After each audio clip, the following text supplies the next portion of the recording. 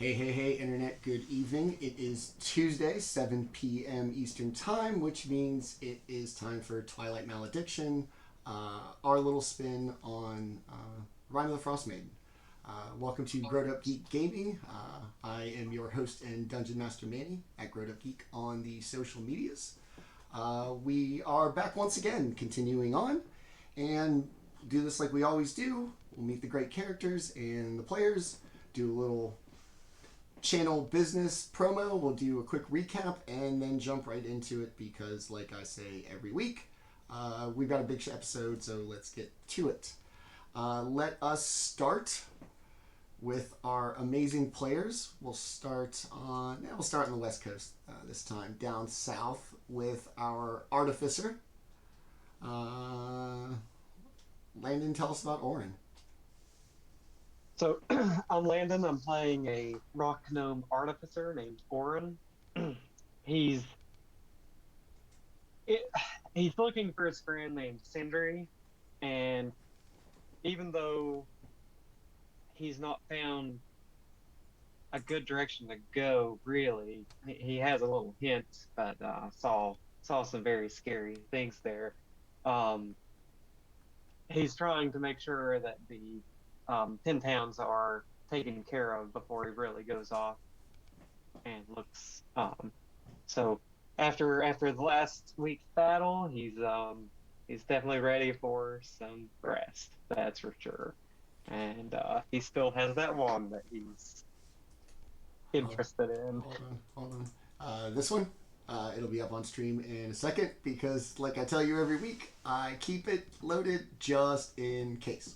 So yeah, we'll just leave that up there to tempt you. Oh yeah, Ever optimistic, but ever tempted by this thing. So yeah, it looks inviting. very tempted. Yeah, it looks inviting. I jump all over it, see what it does. All right, let's go up to the Pacific Northwest as far as our players go. Let's go to Tenta, who's big lizard man. You bit something last week. Did you? Oh, you bit the monster, yeah. I bit everything. Yeah, that's I right. bit the big deer monster. I bit the light guys. I bit everything. Okay. So I'm Tenta. I play Jaatuuli. Jaatuuli is he is a white lizard folk barbarian that worships Cryovane. So while all these guys are all bundled up, I'm walking around in my loincloth because I'm given the boon to live comfortably in the extreme cold. The reason I'm out doing everything is to stop the curse that is afflicting my homeland, and he's not all that concerned about helping anyone, especially if they're not able to help themselves, but it does seem like he ends up doing some nice things here and there. He gets to bite people's faces in the process. So, and you got to chuck your brother off of a mountain, so that'll teach him It for. was a very tall mountain, too. It was Yeah. epic. Yeah, it's a long way down. All right. Let's slide over to the northeast of the players. Not really, but you know. Let's go to Lewis, who will tell us about Baldr, our monk. I'm Lewis. I'm playing Baldr, who is a court Asmar, and uh, from not from here, from a different place, but trying to make his way, trying to prove himself. Was sent here, and what he seems to be is to help with this curse that's afflicting this area, and he's been trying to accommodate that as best as possible. He's made a couple of mistakes, as all people do, and we'll see where it goes from there. You didn't make mistakes. You fell into the DM's trap. That's a completely different thing. All right, let us round it out with our blessed member of the party with his fancy new shield. Dustin, tell us about Kelroth. My name is Dustin. I play Kelroth. He is a half-elf cleric of the life domain, and he is also a pacifist. He gained his powers mysteriously. He doesn't actually know what god or other divine being is granting him his powers, but he does know that he has sworn to do no harm, and uh, he assumes that's where his power comes from to some degree. Um, yeah, he's out here just trying to make amends and potentially avoid his past. All right. Those are our fantastic players. Once again, I'm Manny at GrowedUpGeek on Twitter, Twitch, Instagram, and now YouTube. If you hate Twitch for their VOD, be sure to give us a sub on YouTube. And while you're here, give us a follow or a sub on this channel. Support us. Let us know that you like what we're doing. So, last week, after being dealt some bad news that this scary ass moose that the players were so happy to have defeated was actually kind of a protector of one of the northern towns from what the party was unaware. And after being told this, they decided to make amends and deliver at least the body to the woods where it came from. And in the did I keep them? I didn't keep the monster. And in the process, they met exactly what the moose was protecting the woods from. Just this nasty, like, aberration, half deer, half wolf, half man. Just gross. Man, bear, pig. All over again. The party eventually defeated it and were greeted by a rather large kind of fur-covered figure. Not like fur isn't like fur, but like wearing furs. The Speaker of Lonelywood, who was relieved to find out that the party had killed the thing. Lewis, what was it? Wendigo. Wendigo, yeah. Everybody knew this mystic monster except me. I thought it was cool. And so we're going to pick it up with the party fresh from killing the ugly Wendigo and meeting the Speaker of Lonelywood, who has come out to greet them. Comes out, torchlight, like I said, big. As he kind of gets closer, you see he's a half orc. He introduces himself as Speaker Sean. It's dead. I throw the head towards him.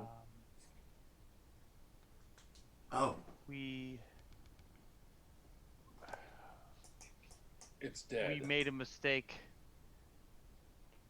in our judgment earlier, and it appears we needed to right our wrongs.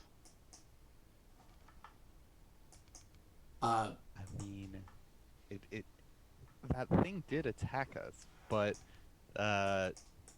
yeah. So we came out here because we were told that there was this moose that like protects the town or something. It attacked us, and we defended ourselves, and well, we won. Jaatuuli bit its head off. Kind of, yeah. And when we learned about that, though, we came back to try and make sure everything was okay, and then this thing attacked us, and, well, we defended ourselves. By the way, we're really good at defending ourselves. We defended ourselves. Jaatuuli bit its head off. And, yes, that happened. Well, if the beast is no longer, then we owe you some gratitude. And he kind of looks and kind of, you see the wheels turn in his head for a second.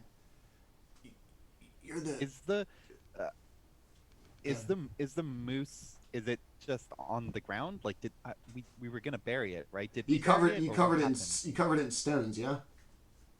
And that's when and then that's when, so the Wendigo's body, though, it's like probably cut its head off. It like went to ash. Yeah, it went gross. Yeah. I think the head, and then the rest of it went to like so ash they can or whatever. see it or whatever.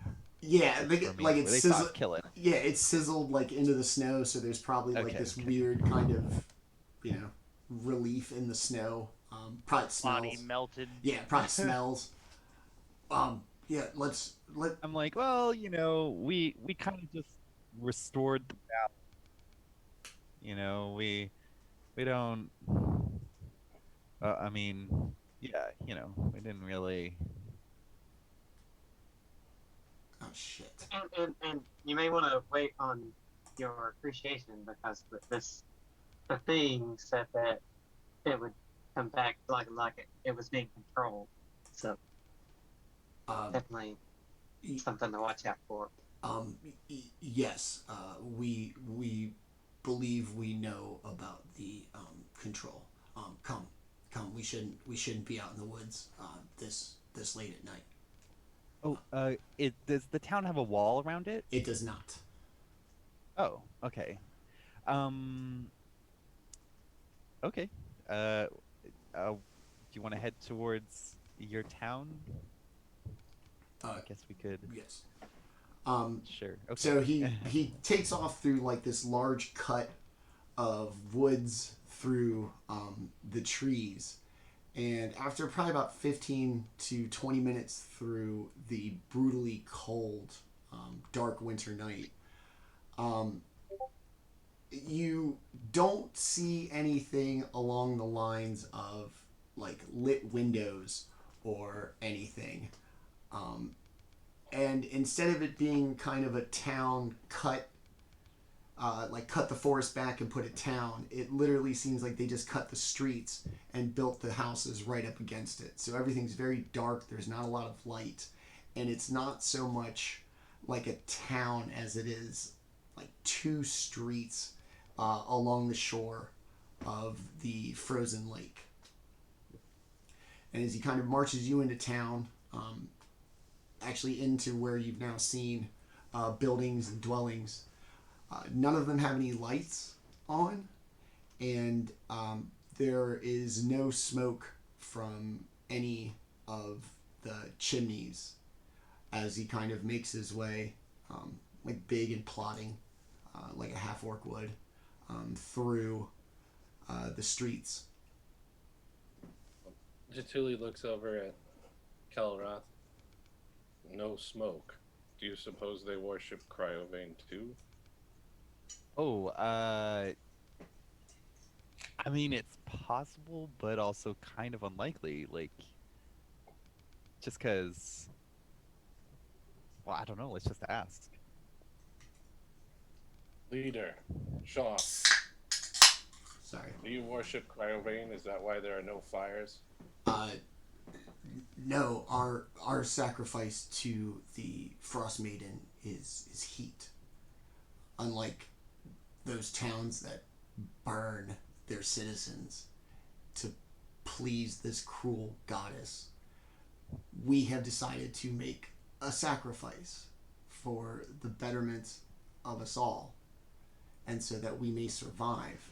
We give up heat for a week, a month, so that none of us have to die. Interesting. Interesting.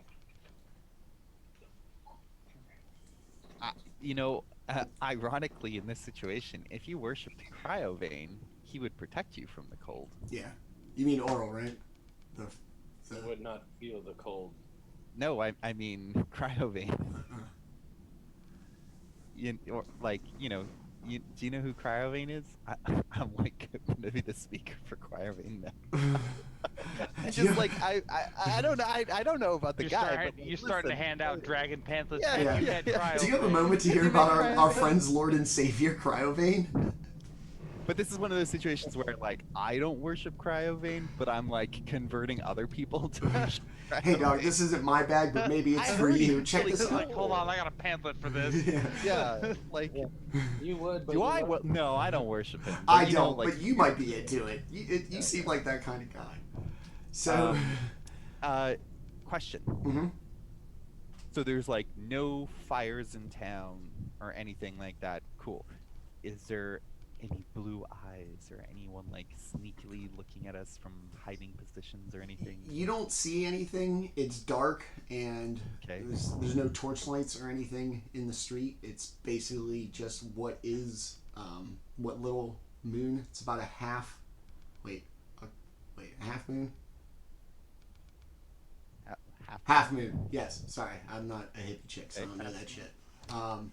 So it's a half moon. It's been about 14 days since your arrival. Or wait, no. I don't know. Fuck it. Don't worry about it. I don't know shit about the moon. It's something like that. Sure. And so it's dark. The snow's kind of... There's no paths like cut through the streets. It doesn't look like there's been a lot of like foot traffic. And he leads you to this house. It looks old. It looks run down, except for the door frame, which seems to be quite new and reinforced, probably for a being of his size. Does the house look like it's falling apart, or just it's a bit dilapidated? Just a little bit dilapidated, except for the new door and door frame. Big deal. Okay. He pushes his way in. Is he a human? He's a half orc. Half orc. Right. I remember Okay. now. Okay. Ask him how long into the week of their sacrifice. This Yeah, is sure. How long? this is our last day. Unfortunately, we have lost 2 members of our community to exposure, and even worse, we fear we may not be able to get back into the mines where we got our coal from. There seem to be things that have taken up residence over the last couple of weeks. Sounds like I heard it screaming in the distance. It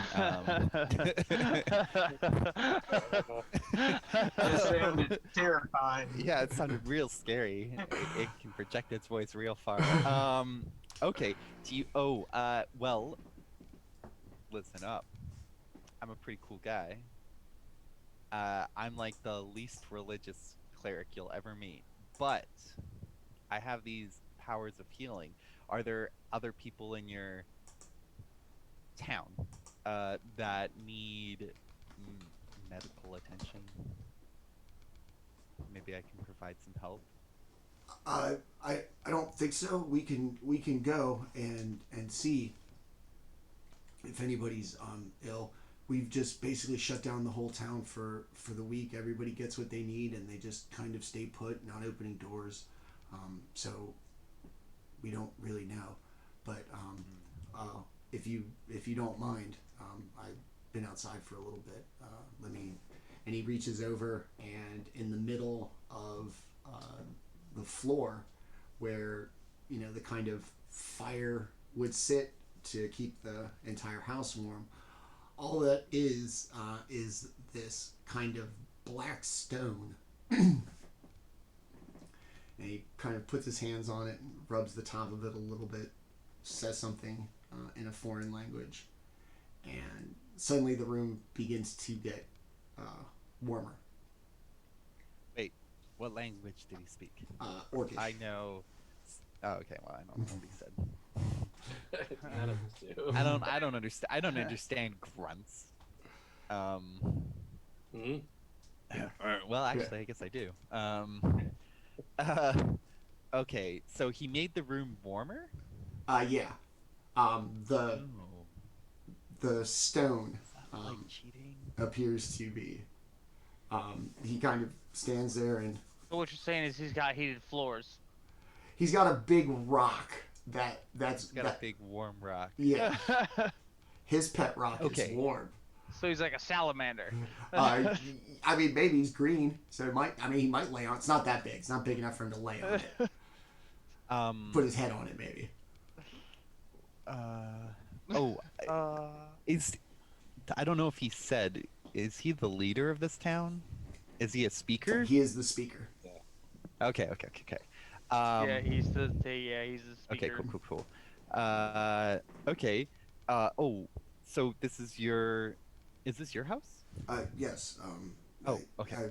I feel like Sorry, I'm a little I confused. I realize that you're the heroes of 10 towns. Yes.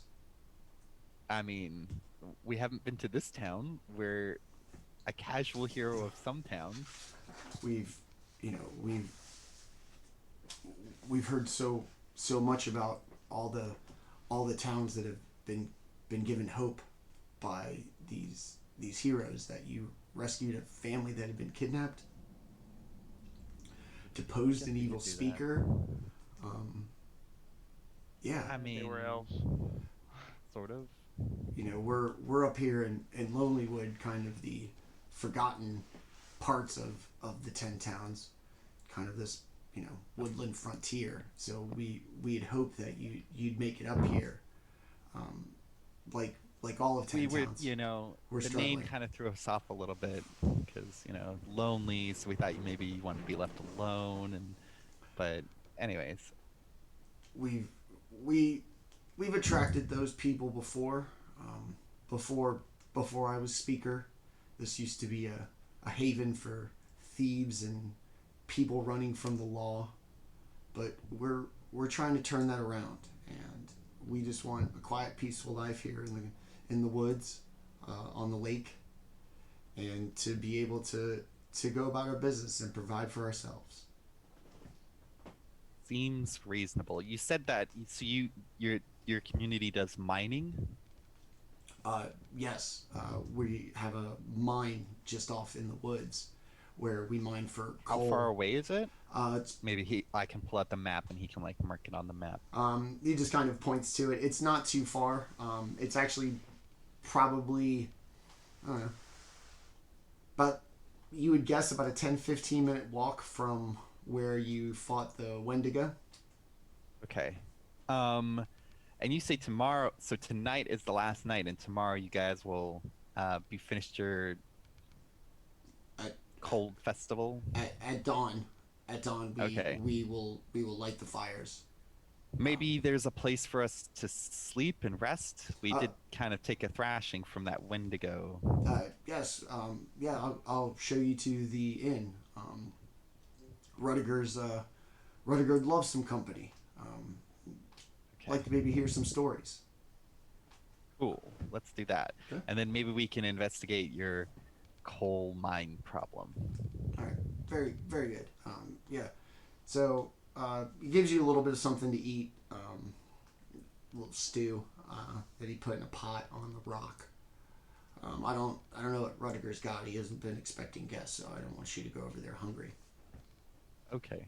He gives you a Thank little stew, meat, some root vegetables. Pretty hearty. Big bowl. Is it like the stew that we found in that cauldron? No. No. Okay. No. The one. Does it smell good? I Huh? smell it. Yeah, it's I good. smell it. It Yeah. smells very hearty. Hearty. I mean, he's a growing Orryn half will orc. dig in. He's implying that something's gonna happen to my heart. Everybody make a con save. That's a heart attack, right? Ah! There's just so much salt in it. Your puny little frames can't handle it. You just instantly die God. like a slug. So here's your little stew. Everybody gonna eat it? Anybody want to Jacks up my cholesterol and I die. Anybody want to be rude and refuse the half orcs? No, dinner? no, I'm gonna eat it. I not refuse food. That's foolish. So after, he kind of gives you a history of the town, talks about how it used to be this kind of haven of criminals and people who wanted to be left alone, but with the Sounds kind like of a cool place. yeah, hell yeah, it's like I don't know, and middle of it, nowhere. But since the curse, he wants a community that's like safer, and a little more like close knit. Just because of all of the danger and everything that just kind of exists out in the world. Never mind that Icewind Dale's like a dangerous ass place anyway. Just that with this curse and it being dark all the time, it's just way worse. and he's rooted these people out, basically himself. He was basically like a kind of low-level adventurer who he's the Brute Squad. He's Fezzik from Princess Bride. Everybody move! And he throws him around, and that's what he did, and they made him speaker. So he's done telling you his little story, kind of walks you over to this big place that looks like a barn. And it's got big barn doors, slides it open. It's dark inside, but there does seem to be like a little kind of grouping of people, some movement you see in the back. Rudder will take good care of you. I should get back and come see me in the morning, and we'll talk. Random question: are we allowed to start a fire? Or should we respect the? Because like we're not really part of your town, but we are in your town, so we will respect the customs of your town if we have to. I think for what you guys did out in those woods, I think we can make an exception for you. Oh, now I just feel guilty. All right, thanks a lot. We did kill their goose. Maybe we should just. No, we'll be Endure? cold. Don't worry about it. It's fine. We'll be cold. It's cool, man. We'll just freeze. You're welcome. Yeah, no, it's fine. It's fine. It's fine. I was just asking.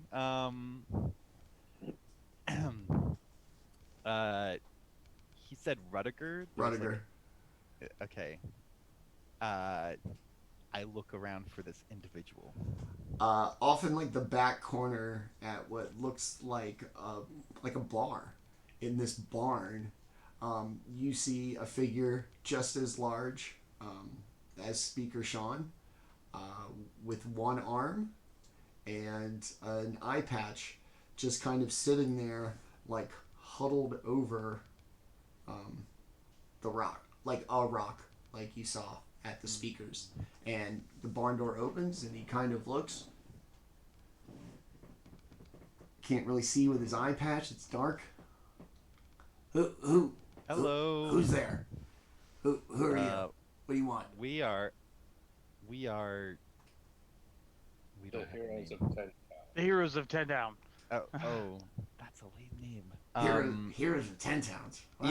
Yes, we're adventurers. I remember what that was like.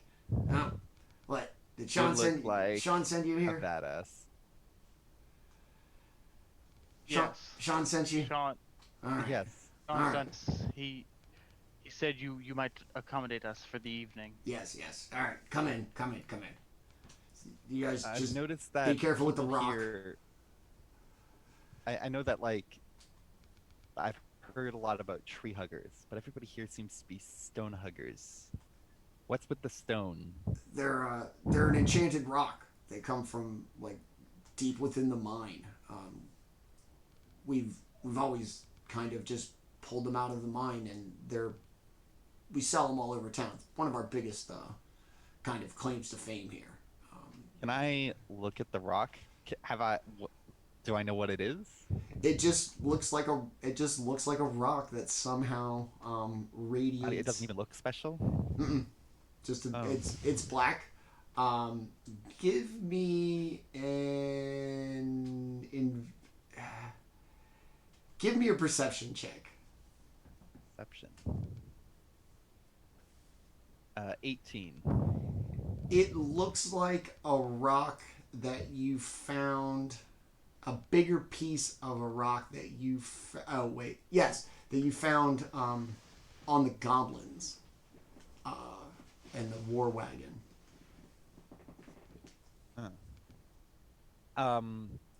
I ask him, can I touch it? I've never seen a rock like this before.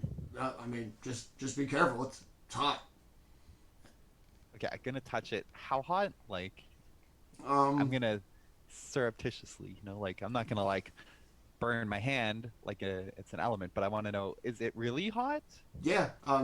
Just even as you get close to it, like a heating element, almost like a fire. This rock radiates like Oh. enough heat that even without you all having to kind of huddle over it, it radiates warmth, and you do feel better than you did when you were outside. Is it like in a special thing, or does it not burn the surface that it's on? It's just sitting on the bar. Oh, okay. Interesting. Um, is Arl okay with hot rocks? That sounds dumb. Yeah. For after everything I've done for Icewind Dale, I'll kiss my ass. I'll keep my rock. Well, 'Cause okay, nothing yeah. to do. Nobody has to die. I'm not burning a fire. Doing what I'm supposed to.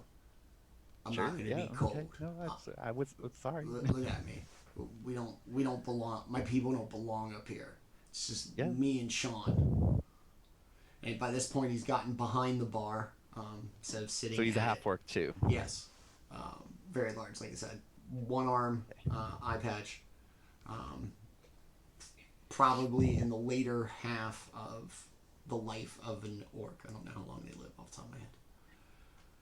They live like 80 years. Yeah, that's what I figured. Yeah, humanish everything's either half human. orcs do. Everything's either Yeah. human, half elves, and then forever. Yeah, well, not sort of, yes. Yeah, Like Elves dwarves are like 500 years. yeah, right? and then elves are like The 800 to halflings are- 1,000. There are some things that are less than human, but yeah, they don't. Most things are human. I was gonna say, I think the monstrous races are less. Some of them. Goblins don't live very long. Well, yeah, CR ones. Aarakocra don't live very long. Yeah, man, birds don't live for shit. Yeah. Unless it's a parrot that lives for like 60 years. Ew. Yeah, dude, they're gross. They're all mean and stuff. They talk and then they bite your fingers. They smell. Ugh. Oh, so we would like to purchase some rooms to sleep in for the night. Kind of looks at you. I'm guessing you guys are the ones that killed the moose, huh? We have money.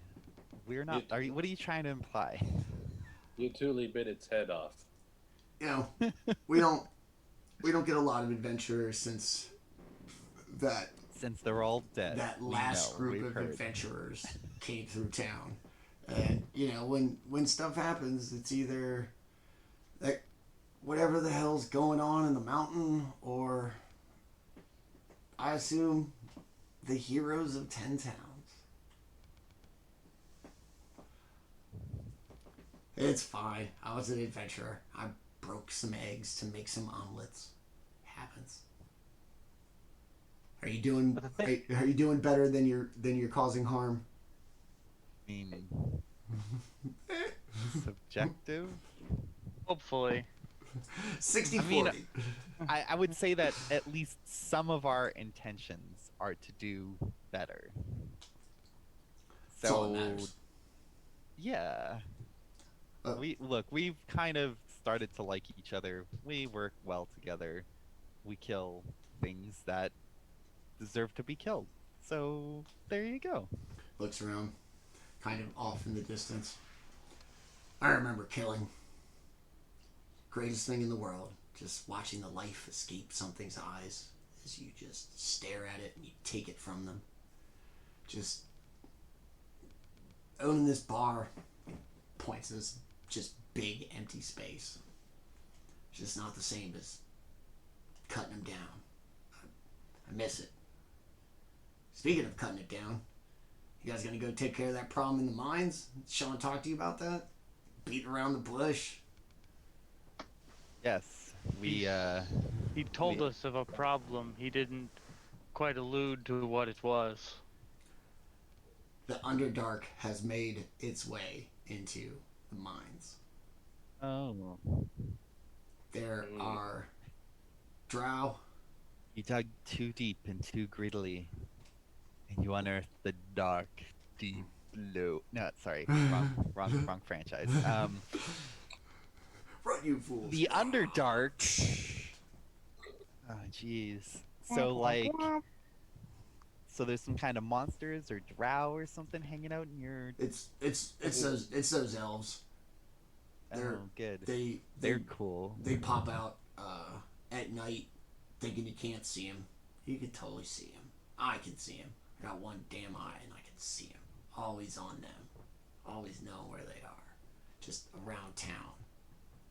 There's something in those mines that they want. You were an adventurer, or at least a killer. A little bit of both. Okay. Did you lose your eye and your arm in the same battle, or were those separate battles? Ex-wife took the eye. Little brother took the arm. Little brother? Whoa. I'll look over at Kelroth. You lack cool. Well, I'm sorry. I'm still a little hungover, and I'm very confused by things sometimes. You get called out by the barbarian, dude. This guy knows what I'm talking about. Listen. I am curious about this curious individual. Okay, look. I think we'll just go to sleep and we'll figure this all out in the morning, because the cave isn't going anywhere. Nope, but whatever's in it might be. He takes like a big drink. You guys want any of this? No, I drank a lot yesterday. All right. Jaatuuli reaches out. I will take that, brother. Yeah. Good stuff. Careful. Put scales on your chest. Jaatuuli, you might have met your match. I've never seen someone quite as big as you, but here, you all might need to see who can drink more. What about you, half man? You want some? Yeah, just a little glass. He reaches under the bar and pulls out like a glass that looks little in his hands, and puts it down, and probably puts like 8 ounces in it.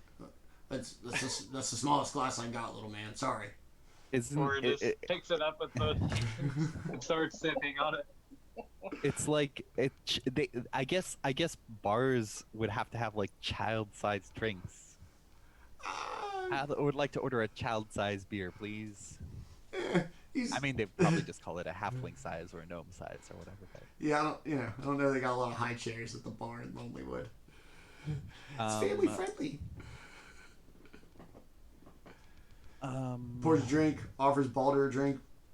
My stoic foreign friend. You? Yes. I'll take some. All right, very good. So, Whatever is in the mines, if we bring back proof of their deaths, will you pay us per token? I might not be able to pay with money. I have something that I've recently realized. It's not going to get its fair use any longer, and it does me no good sitting on the shelf. And it's an axe. Somebody worthy Gotta be an axe. needs to take it. Somebody needs to bury it in a skull, no doubt. Amongst the many things you could do with it, if you take care of this for Sean's a good guy, little soft, little too politics, A little soft. Like, here's this weapon of men, and he pulls out like a rapier. Oyster knife. Like, not what I was expecting. Nope. The tiniest like letter opener stiletto. Little like. It's like this in his hand. Yeah, I know. That scene in Men in Black. What the hell is this? Yeah. You get the cricket. It's like, look, it kills people. I mean, it would, but I'm going to, while everyone's drinking, I'm going to wander out of the tavern and wander around town and just kind of see if I see anyone in need. Okay. Everybody else is just gonna kind of sit there and listen to Rudiger tell crazy stories and talk shit. Yeah, Rudger is my brother. Okay. I don't think that. All right, we'll come back to Yes. you guys hanging out at the bar. Kelroth's gonna go out into the town for what it is. Yeah, I'm gonna. Yeah. Okay. All of the docks, all of the little kind of rowboats and everything along the kind of western part of the town are frozen in place. The ice looks pretty thick. It's the same lake that you walked across to save the fairy family. So it's, very frozen. You can walk across it. The town, like I said, it can't be more than probably 30 individual little dwellings. It's tiny. All the windows are frosted. Doesn't look like there's any kind of paths through the snow. I'm gonna draw attention to myself by casting light on my shield. Okay. So I'm now my shield glows a bright light in a 20-foot radius. Okay. As you do this, the kind of, lack of activity through people's windows changes. You see people kind of hesitantly and reluctantly kind of doing this to peer out their windows at what the light is kind of emanating from town. Some of them kind of dismissive of it, others kind of genuinely intrigued. Can't imagine that they see this very often, especially during their kind of like solemn sacrifice week. Yeah, I guess if I've gotten some attention, I will just call out, not like yelling or anything. I'm just gonna call out and say, I am Kelroth, and I'm a healer. If anyone is in need of aid, I can provide it to you. One of the windows that you can see in, and is pretty well illuminated by your shield, you see two dwarves. Bring out your dead. I'm not dead yet. I think I'll go for a walk. You see two dwarves kind of having like what looks like a heated argument in front of the window, with one of them clearly gesturing in your direction. I'm going to just turn and face towards them, make it known that I can see them. One of the dwarves is going to kind of see that you've caught his eye, or he's caught your eye, and Okay, I'll head over. motion you over. He kind of gets out of the window, and you figure he walks to his front door and he opens it up.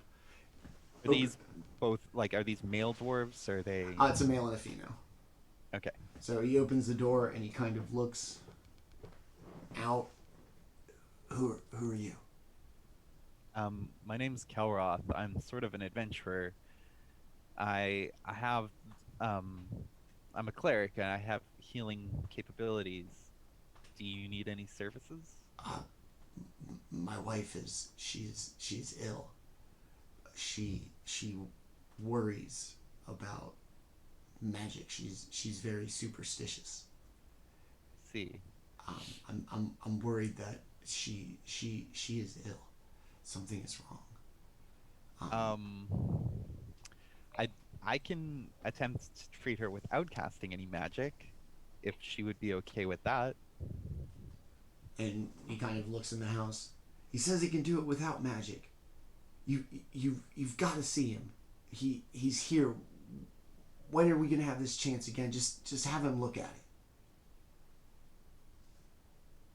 it. And she kind of hesitantly makes her way to the door. I don't like magic. And as she says that, she lifts up her shirt, and you see this patch of skin that almost looks like freezer burnt. It's got what look like little ice crystals. It's very red, like it's cold, Okay. but it's isolated to a space probably no bigger than like 3 inches around. Okay. Is this a medical condition? Is this like hypothermia or frostbite, or is this like magical in nature? Would I Do I know what that is? Give me medicine check. 10 Um, with low rolls. yeah, better than your initiative. It's true. But I had a +7 instead of a -2. Yeah, ugh, wow. Yeah. You're not sure what it is. She says that she got it while up in the mountains to the south, a few weeks ago. Were you attacked? Did something hit you? Did you fall?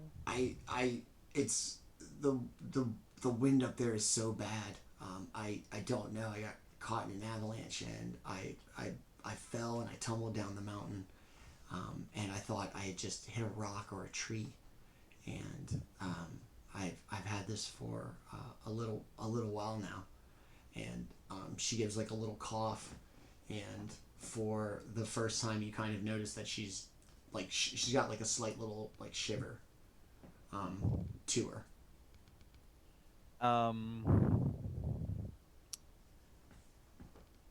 I said, well, I can see that I'd hate to be rude, I guess, but uh, you don't look like you're doing very well. This looks like it's actually quite serious. Do y- if you really won't let me use magic, which I'm pretty sure I'd be able to help you with magic, I could offer you, and I pull out a potion of healing, and I said, this might provide some benefit to you. It's not magical in nature. It's just an alchemical potion. It's like herbs and stuff mixed together. Um, yeah, it's up to you though. I can't force you to let me heal you. The husband looks at her very sternly. If you won't let the cleric use the magic, then take the potion that he's offering. You won't need this, will you? You're out trying to I mean, save us. I have natural gifts of healing. I don't need the potion per se. See, he doesn't need it. You're not a burden. Just take it. She kind of reluctantly drinks it and hands it back to you. And as she hands it back to you, you notice that it's full. It's full again, even though She just gives you back the vial. I know she drank it, but when she hands it back, when it meets his hand, it is once again full. And you're gonna hear a voice in your head.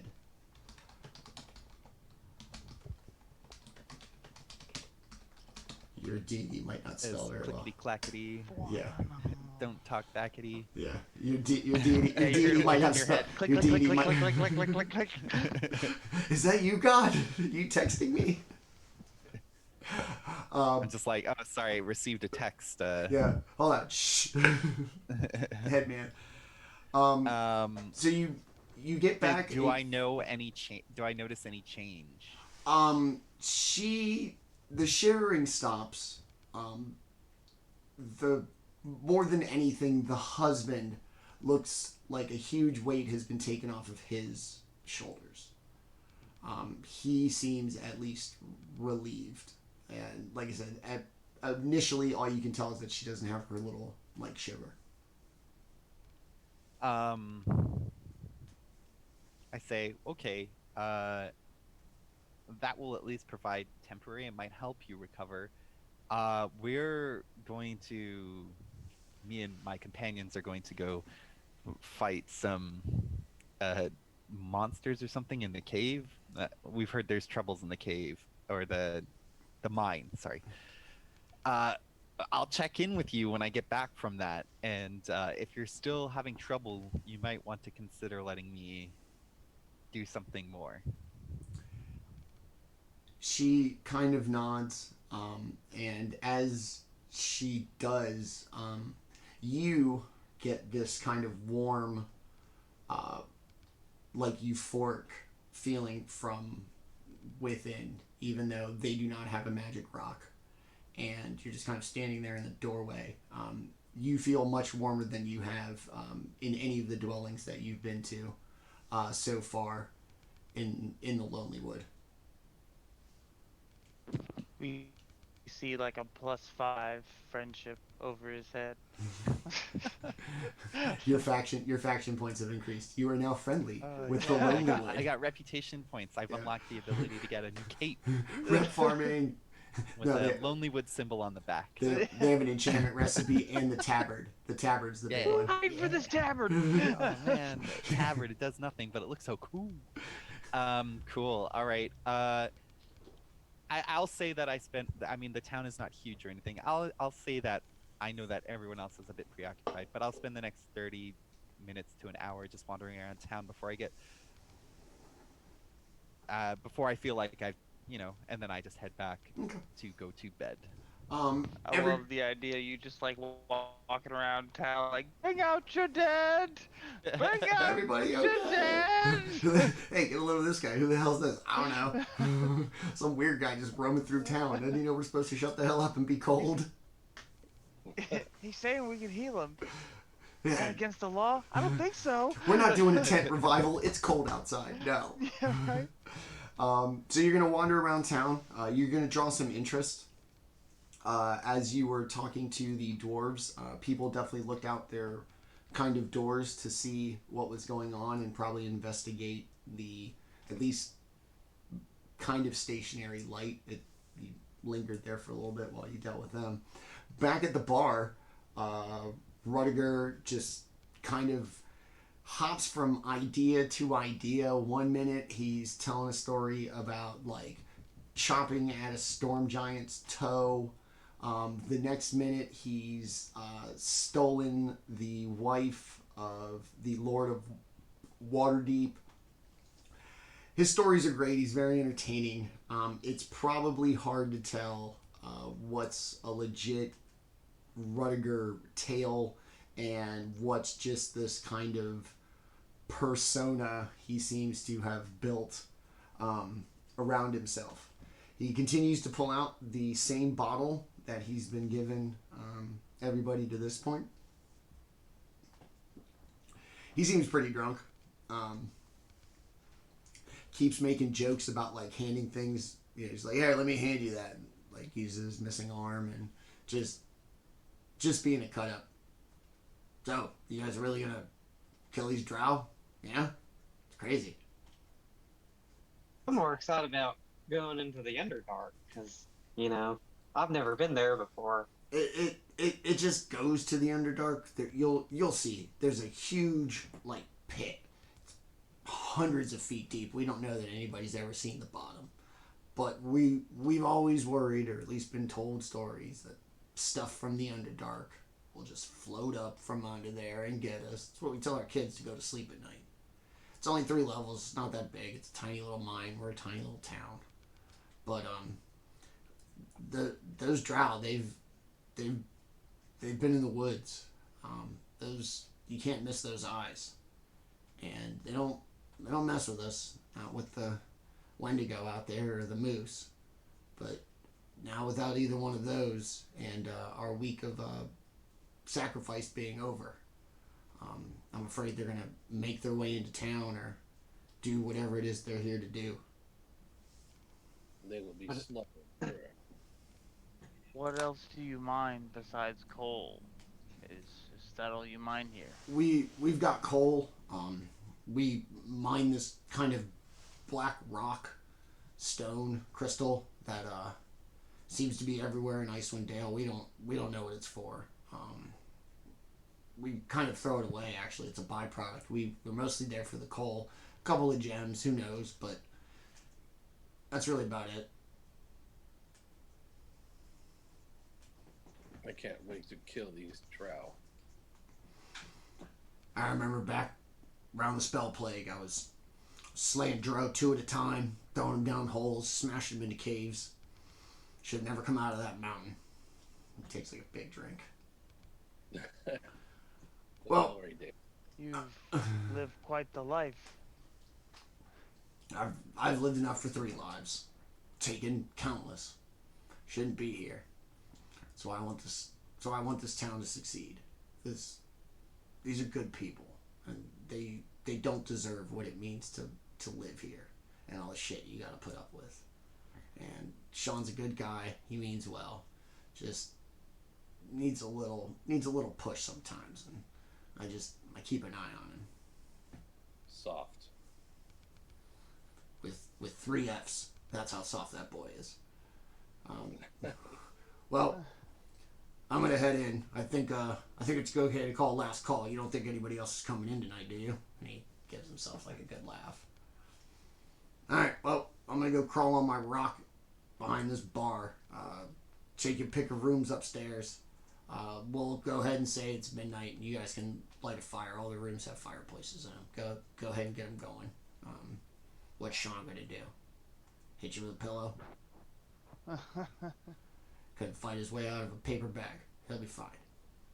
But thanks for what you're doing here, and I hope you can go get that thing in the mines taken care of. These people don't deserve this. They need to be warm. And with that, he kind of just shuffles off to the back, but grabs the bottle on his way back. All right. I'll head on up. All right. Everybody's going to go to sleep. Going to get your full long rest. In the morning, vastly different than it was the night before. The place is well lit with many a torch and the multiple fireplaces all roaring hot when you wake up and make it downstairs. And despite how much he drank, even though he's a large figure, Rudiger's down there with just a leg of ham, just slicing off hacks of it, still drinking out of his bottle. Hey, breakfast time. You guys want this? It's like, my tribe killed this. It's curing for 100 years. Slicing off hacks of it. Big mouthful. Yes. It looks tasty. Cut you off like some slabs. It's super salty. The leg that it comes from doesn't look like a creature you're familiar with.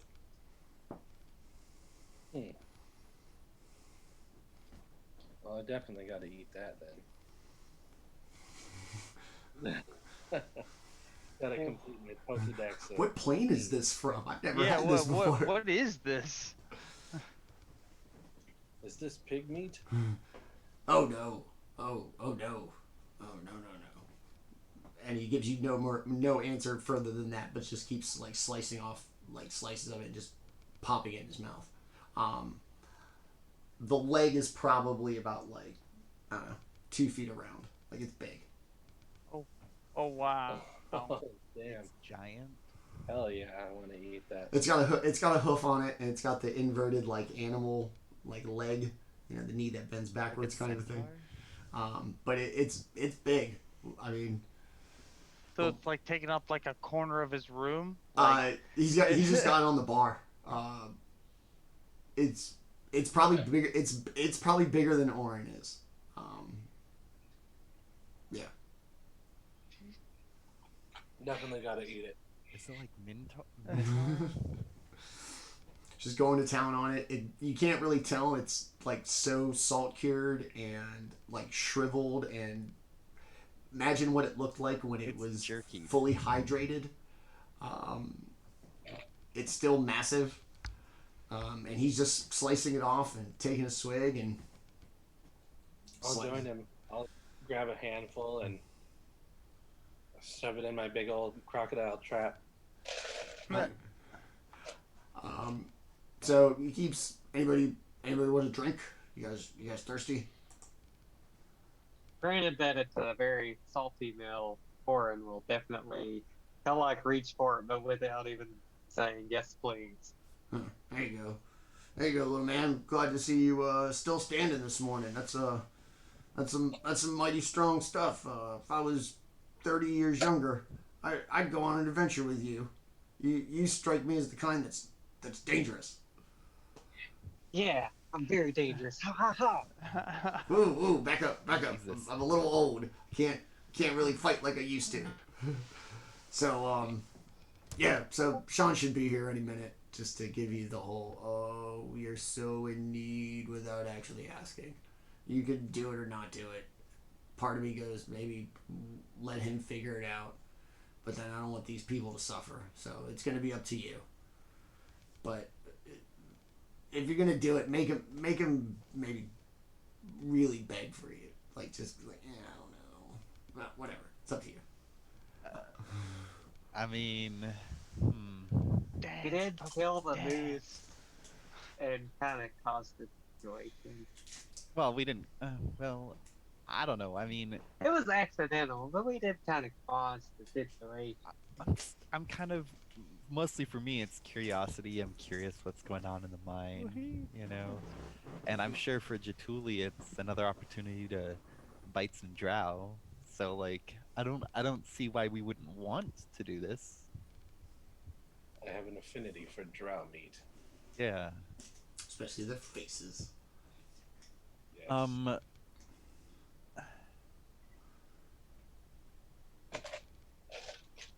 I guess is he gonna let's go to him? He's coming here. He'll probably be by in a minute. He knows you guys Okay, are here. okay. Jaatuuli should talk to him. I know these people. I mean, sure. These orcs are kin. Just as Rudiger starts to kind of get into one of his like meandering stories, the barn door opens, and you can actually feel the difference between like being inside and outside now. Like the second the door opens, like a lot of the heat rushes out. You're like, close the door. Sean kind of closes the door and kind of makes his way over. Good morning. I hope that you slept well and that Rudiger didn't talk your ear off with his made up stories. Rudiger says something shitty under his breath and just takes like a big drink. Jaatuuli has no ears. Ears. Tell us, you want us to go to the mine and clear it. Say it.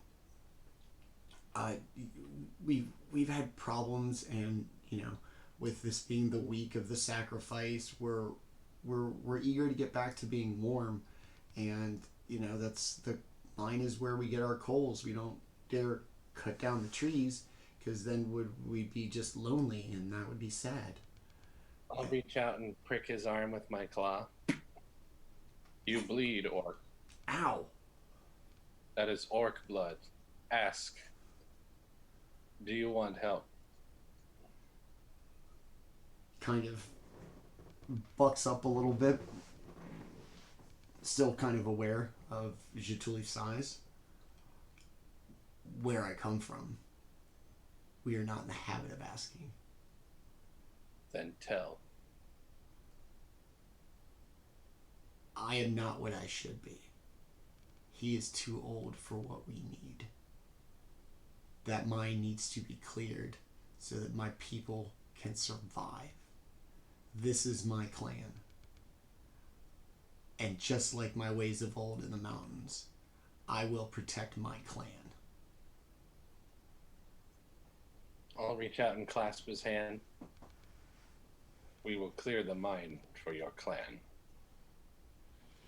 He has this very kind of proud thing and good firm, kind of handshake. Very well. I am sure that my clan will not leave this task unrewarded should you be successful. Excellent. I'll kind of start gathering everyone up. Let us go. The mine awaits. My blade is thirsty. Sure. I'm going to cast Aid Okay. and give Baldr, Orryn, and Jaatuuli 5 temporary hit points for the next 8 hours. Okay. Yay! Aid the max HP. Yeah, I guess it's just easier to mark it down as temp hit points, even though it's not really temp hit points. So, like, the bonus with Aid is if I heal you, I can heal those temp hit points. But I don't think it'll matter that much. Man, I you was can't just making balance the sure, 'cause, counter you for know, shit. yeah, We'll be yeah. fine. So technically Aid increases your maximum hit points by 5, which can matter in some scenarios. It also, because it's raising your maximum hit points, you can still receive temporary hit points, because technically temporary hit points don't stack in 5th edition. So Aid is the exception. I like So now we can stack false block. I don't and know I if can you... eat people's faces for extra hit points, and they will stack, huh? Well, they will with Aid, because Excellent. Aid is technically increasing your It gives maximum you hit a higher ceiling now. Yeah. Yeah. So unlike with temporary hit points, which you can't heal, Aid's 5 hit points you can heal. It's basically like a mini buff for the whole day. 5 hit points. It's not a lot, but it could save you. It could. Save you. Yeah, you 5 could hit points hit is a pointers. big deal. That brings me Yeah. up to 54 hit points. 54? 64. 64. 64. Wow. Yeah. And Cool. Yeah, so I'm gonna cast that since it looks like we're gonna get into some rough and tumbles probably, so we'll have some extra hit points. I hope so. And it lasts 8 hours, so might as well do it now. He sees, your kind of thing and kind of steps back and looks on the bar. Is that what I think it is? Rudiger gives him like a big nod. You want some? Yeah, I do. Sean walks over and instead of using the super fine like fillet knife that Rudiger's been using, he's just gonna reach his hand in and rip off like a big hunk and just jam it in his mouth. Chew it, like falling out, tusks kind of all just covered in food. It's been forever since I had this. It's just like home. Rudiger just sits there, kind of nods, hands in the bottle, takes it. Looks like Sean has reconnected with his kin. This is a good place, and I wish I was enough to solve all their problems. But like any chief, you have to reach out and draw aid from wandering tribesmen from time to time. And I appreciate this if you go out. And he kind of like gives you a roundabout idea of where you're going to go in reference to where you fought the Wendigo yesterday. All right. Let us... And a couple of my kin here to hang out at some point. Let's see how they get along with the half orcs. Right. We have a couple of Orions in here. Right. That was the whole thing. Is I was like, they're not Gamorreans, dude. They're orcs. It's a little different, a little less pig nose, not like pig nose. Yeah. They're half orcs, right? Yeah. This, but not this. Yeah. The little tiny little baby things, like the chicken Warcraft. Even though that movie was terrible. Ugh. Directed by David Bowie's son too. What a crime. So they just kind of seem to kind of fall into their own way. Sean's giving you kind of the direction, and they seem to kind of forget that you're there. Adventure ho! So as you guys head out of the barn, it looks to be kind of a normal little tiny village. It's probably not even a People are kind of moving from place to place. There are plenty of, smoke coming out of the chimneys. There are ruts kind of worked into the snow where people seem to have been going about their day and intend to fully throughout the day. And off in the wood. What's that? A couple of snow cone vendors. Yeah. Saturday Why not? in the park. Why wouldn't you have a snow cone business in such a place? It's really easy too. You just there you go. Flavored snow. Where's your cart? Don't worry about it. Just pulling it out of off this pile of snow from where they plowed like the driveway. That's easy. Off through the woods. For the first time, you see Lonelywood like in the day. It's pretty picturesque.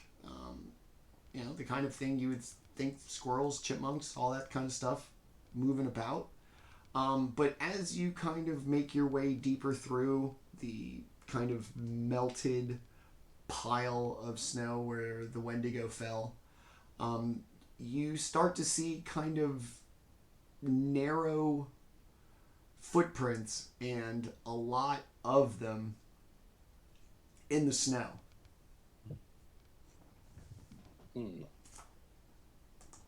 These petite little feet must be the elves. Probably. Yeah, makes sense. I look around, do my half elven eyes catch anything else of interest? Not really. There don't seem to be so this is going to be during your odd little daytime portion of the day, so everything's going to be relatively well lit. Like I said, aside from it just being kind of picturesque, the mine per se is more of a kind of like sloping hole to begin. It's very clearly cut. There's kind of not track. There's not. There's no like minecart tracks or anything. It's not that kind of a thing. Like I said, it just looks kind of like a created, hewn kind of hole that just slowly descends downward. Alrighty, I'll light a torch. Okay. Me too.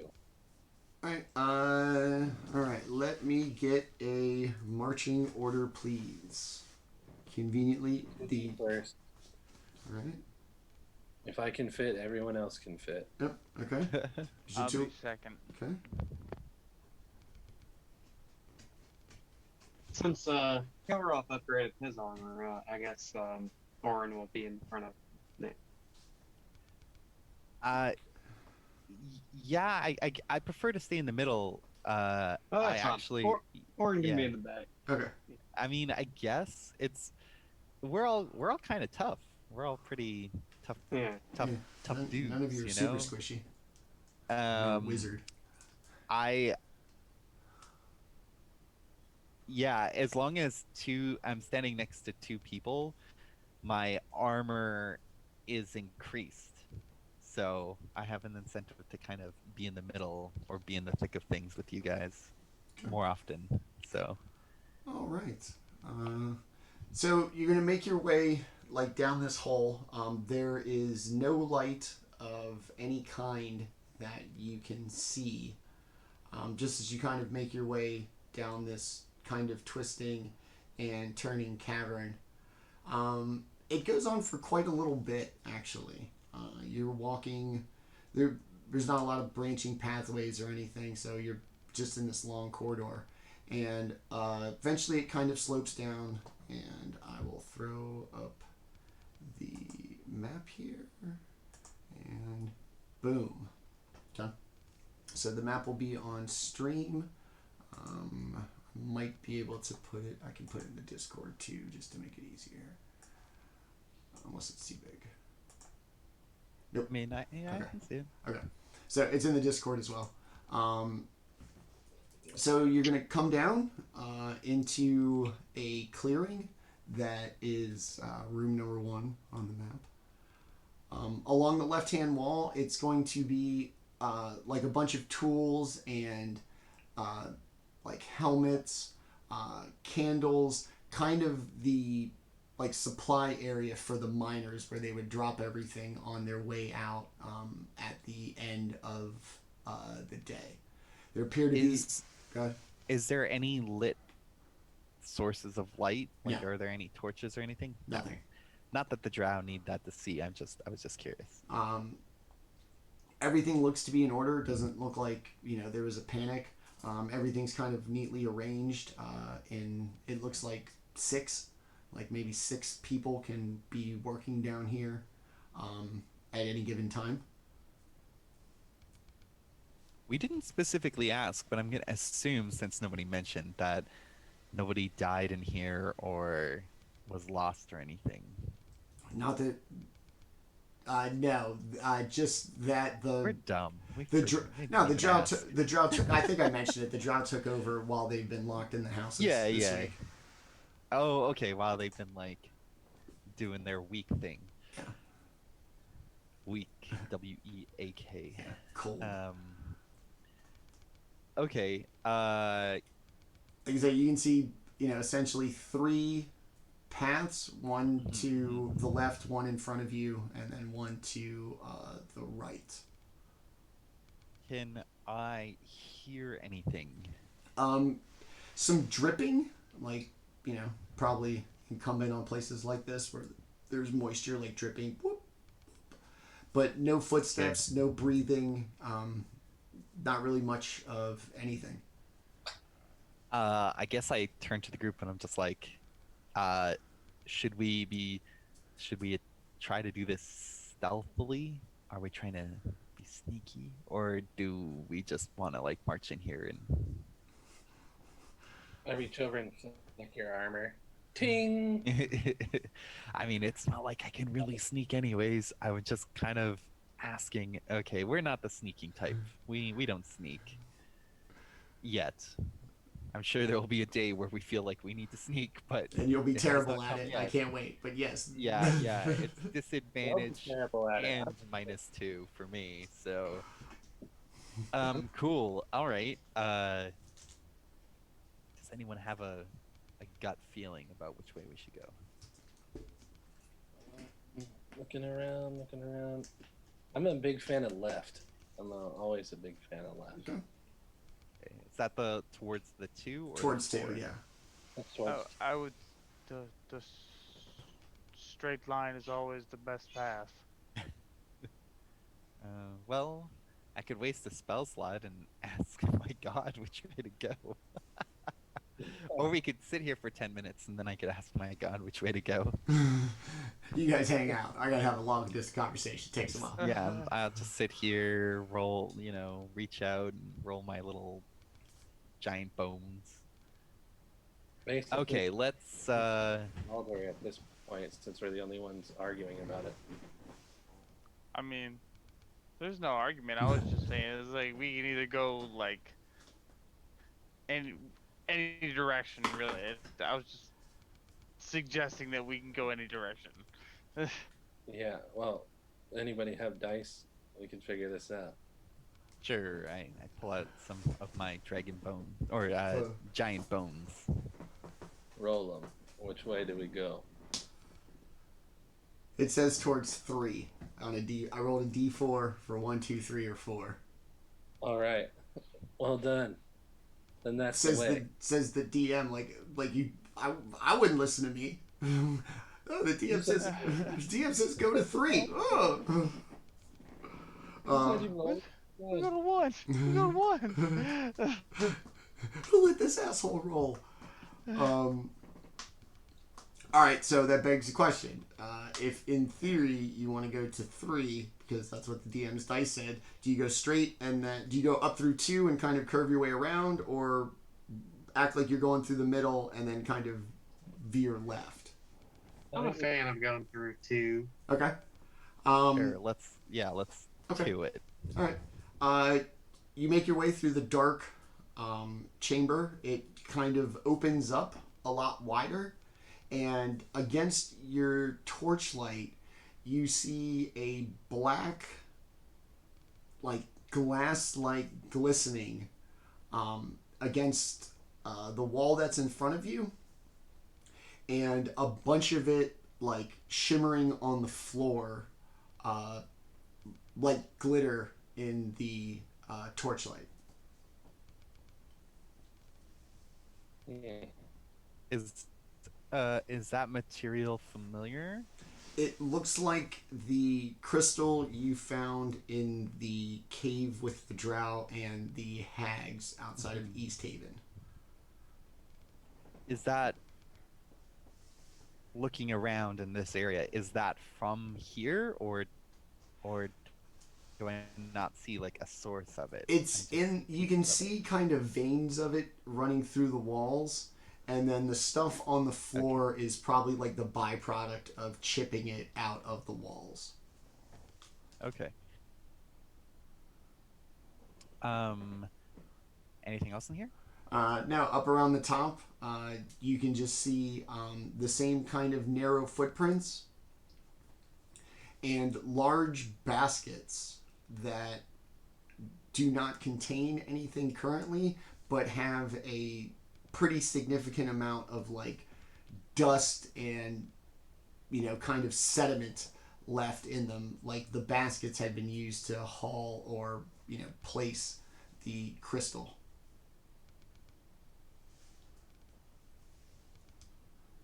Okay. All right. Let us continue. Okay. As you come around to room 3, you start to hear the trickling of moving water. Your torchlight's going to make its way in, and you are going to get a very bright, reflective surface, as well as like a significant like rushing sound that's almost like deafening as you see what appears to be an underground river. As you look at it running from left to right, and just off into this kind of like little narrow path, and the river to the left. There's no fish. This room is exceptionally humid and has kind of an ammonia like smell to it.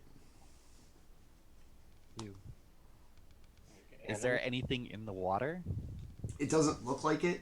The water appears like very gray and cloudy.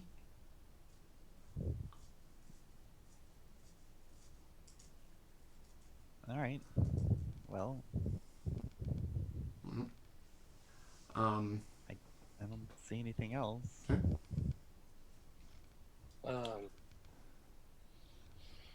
Does it smell like animal or chemical? Like an organic ammonia smell. I mean, I don't want to say like a litter box, but yeah, along those lines. I'll cover. There could be beast layering here. How exciting! Looks like you may find your next mill. Is that good, mean? Exactly. Is there any like beast like tracks or anything of that nature in the area? Just the same kind of narrow, petite footsteps that you've seen almost through the entire like cave. It just isn't here when they're walking by. That's essentially what's going on. And I get that. It's dark. What are you gonna do? Not your mind. Pee in it. You pee in an alley, you pee in a mine. Don't worry about it. Done. It's literally the same. You gotta go far to get into a mine now. Okay. Well, it doesn't. This looks like a dead end. Okay. But at least we know that there's probably some monsteries I'm gonna ahead. go into the water, actually, and put my tail in there a little bit. It's very like cold. Nothing bad happens to you. It feels just like cold water. It just looks really like gray and cloudy. Could be minerals. Could be, you know, God knows what. Definitely not going to swim in this. And it is moving pretty quickly for an underground river. There does seem to be a pretty significant current. Okay, I'll definitely stay out of it then. All right. I do have the ability to hold my breath for 15 minutes if we ever come across some water that looks potable or decent. All right, David Blaine. Huh? All right, David Blaine. I'm gonna hold you 15 minutes. Like what? Yeah. All right. That's an episode of Robot Chicken. Oh, is it? It's a decent length of time. Yeah. I think humans can actually hold their breath for quite a long time. David Blaine did. David Blaine. train. He did it for 7 minutes, I think. Yeah. And I think the record's like 9. And at 9 minutes, I was like, dog, there's nothing I could do for 9 minutes. Like, seriously. I can't even concentrate for 9 minutes. Yeah. Let alone. Yeah. Hold my breath. Yeah, no, hard pass. I got like 30 seconds before panic kicks in. Oh, shit. So without training, most people can hold their breath for 90 seconds. No chance. But the world record was 24 minutes. No fucking way. Yeah, well, But that person who did it had breathed in pure oxygen before they went into the water. Okay. And then they weren't doing anything in the water. They were completely still, so they weren't using any energy or anything. That's what they did with and David they were Blaine. able to hold their breath for 24 minutes. That's impressive.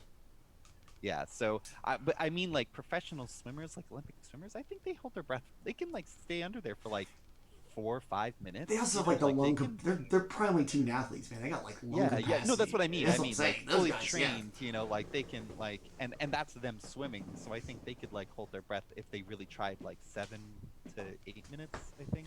All right, healthy boy, get in there. I know. I'm just saying. Like. but It's kind still- of crazy to think. I feel like I can hold my breath for like 2 minutes or 3 minutes maybe. No chance I get it to even a minute. 0. Yeah. Yeah, no, 30 In a seconds. pool, if Heavy I was in smoker. the ocean, I get scared. Heavy smoker. Nope, no chance. Okay. So Okay. It's fine. Dead end. So I Okay. guess let's head back. Okay. And we'll try the other path. Okay.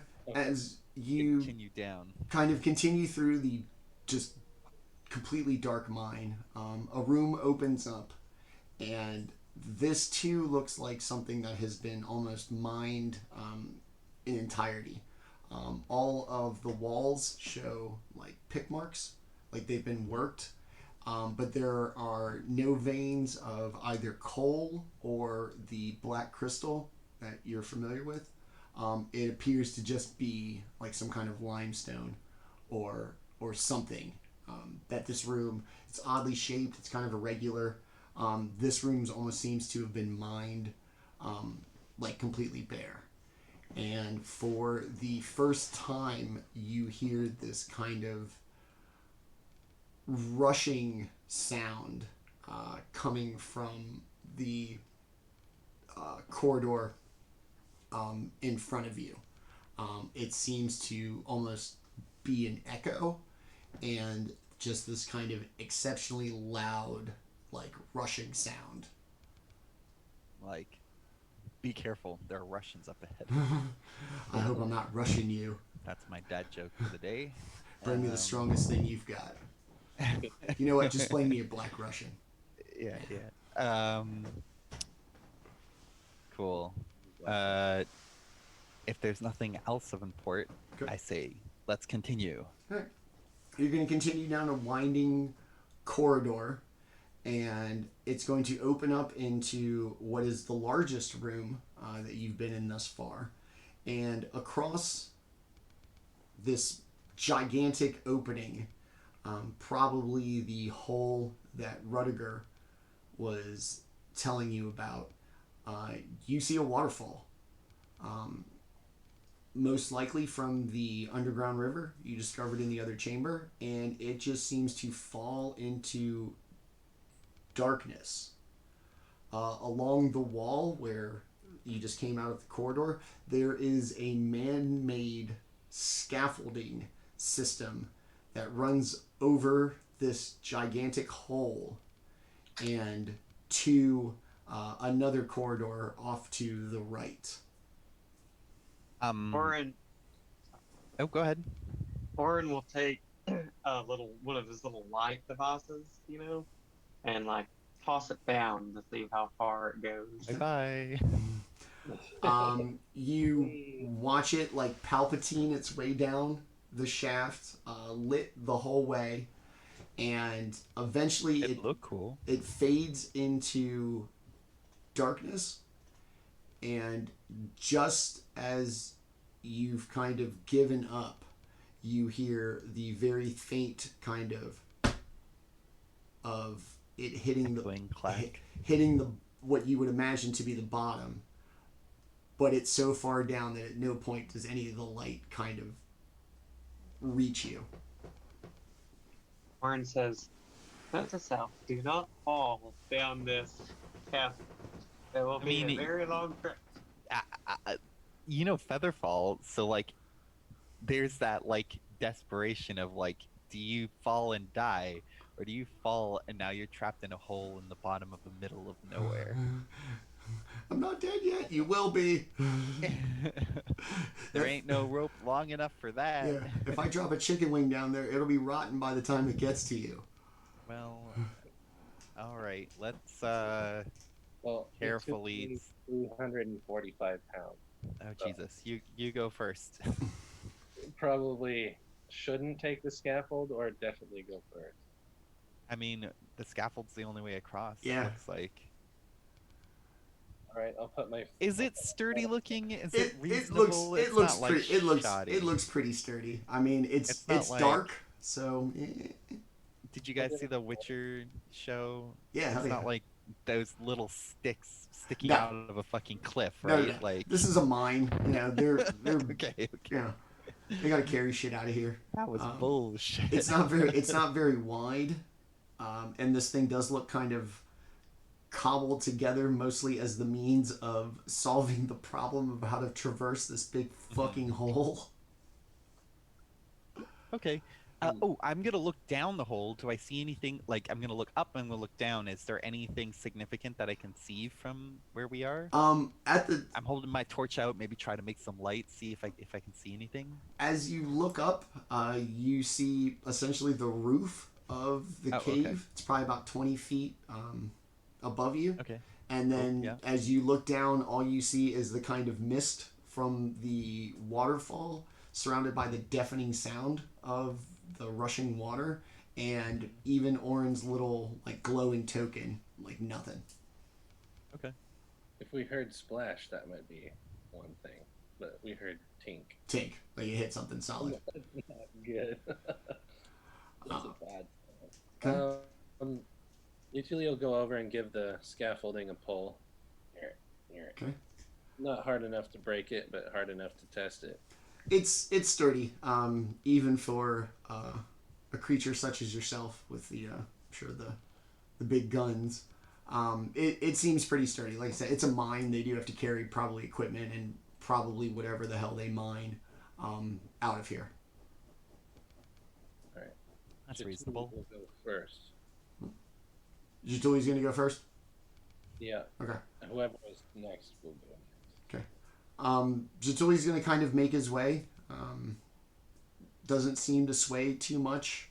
Nothing of any concern. Like I said, it's pretty sturdy built. And you're going to come to the cavern where the scaffolding ends. And you're going to see a bucket lift that looks like it could hold 2 people at the most. Well, I'll start making my way back over to the party, and I'll reach out. Orryn, get in the bucket. Let's go. Okay. And he just like crawls into the bucket. Just grab you by the chest armor and pull you and start walking back out there. And So do we need to like? It is manually operated from the people within the bucket. So it's not like somebody has to be left behind to let everybody down. Okay, cool. The 2 people who would be riding down are responsible for. In the bucket. Yeah, it's a pulley system. Pulley. Okay, I cool. figured me and Orryn would probably be the best balance. Okay. Yeah, 'cause you're that's pretty heavy reasonable. and Orryn's pretty light. So the bucket's like Yeah. this. Yeah. Um, Lean on your side. Lean more. Okay. After a couple minutes, a very smooth ride, you arrive in a landing, kind of a confined one, with it looks like options to your right or to your left. Well, I'm gonna go left. Okay. Baldr and Kelroth gonna follow down after them. Yes. Okay. We'll start taking our bucket ride down. Okay. You guys arrive in what will be the number 7 on the map. Kind of in the lower right-hand corner, like I said, with an option to go to the right and an option to the left. Oh, okay. There's 7. Left feels good. Did we see which way they went? There are footprints in both directions. Ooh, The right kind of looks more interesting than the left in this circumstance. spooky. Alright. Intriguing, don't you think? Are they You wanna go are take a they look at the the 8? footprints? They're the same kind of narrow. Yeah. Well, I was just... Do we see like any like lizard man footprints? Mm-mm. Like I said, just kind of these narrow, petite little feet. Not Unless like you look. yeah, not like Orryn's, not like Orryn petite. We're just joining up with Jaatuuli, right? Like they're just down there. They haven't left, right? Yeah. No. Yeah, no, we're just waiting for you. Yeah, we're following you. Lead the way. All right, I'll start heading off to the right towards 7 and 8. Okay. So you head up this corridor. It gets kind of like narrower. Jaatuuli's going to probably have to turn like sideways to slide through it at points. And as you kind of make your way, the room looks very similarly shaped to the first room you encountered, with the kind of actively mined walls. It seems oddly warm in here. It has this kind of damp feeling about it. Off to the left, you can see or you can hear the waterfall rushing down from above. And off towards like the back of the room, there appears to be like an object that seems to kind of glimmer in the torchlight. What? I go to examine the glimmer. Okay. As you do, it appears to be the. It jumps out and bites me. It's a buckle mimic. Jesus. It's a piece of metal. It looks like a buckle. As you look a little further, you can see a belt, and then it looks like a bone. This sudden rush of an ammonia smell overtakes you, and I'm going to need everybody to roll for initiative, please. I'm being attacked by a belt buckle? D&D dude. I didn't even do nothing. It's the worst. This is the worst mimic ever. Anything, man. It's fucking belt buckle. Hey, before combat, can we take a quick bathroom break? Yep, that's it. We're gonna roll initiative, and then I was gonna leave it on that dramatic moment because I'm also not gonna show you what it is until we get back. So It's a belt buckle. it's not a belt. It's a belt buckle. It's a belt buckle until it's Schrodinger's belt buckle. It is both a belt buckle and not a belt buckle until I tell you what the fuck it really is. Oh my god! It's like it's just a belt buckle. All right, it is 8:49. We're gonna take a quick 5-minute break. Let everybody go to the bathroom before I throw this nasty thing at him and we do combat. So everybody stick around. We will be back in 5. All right.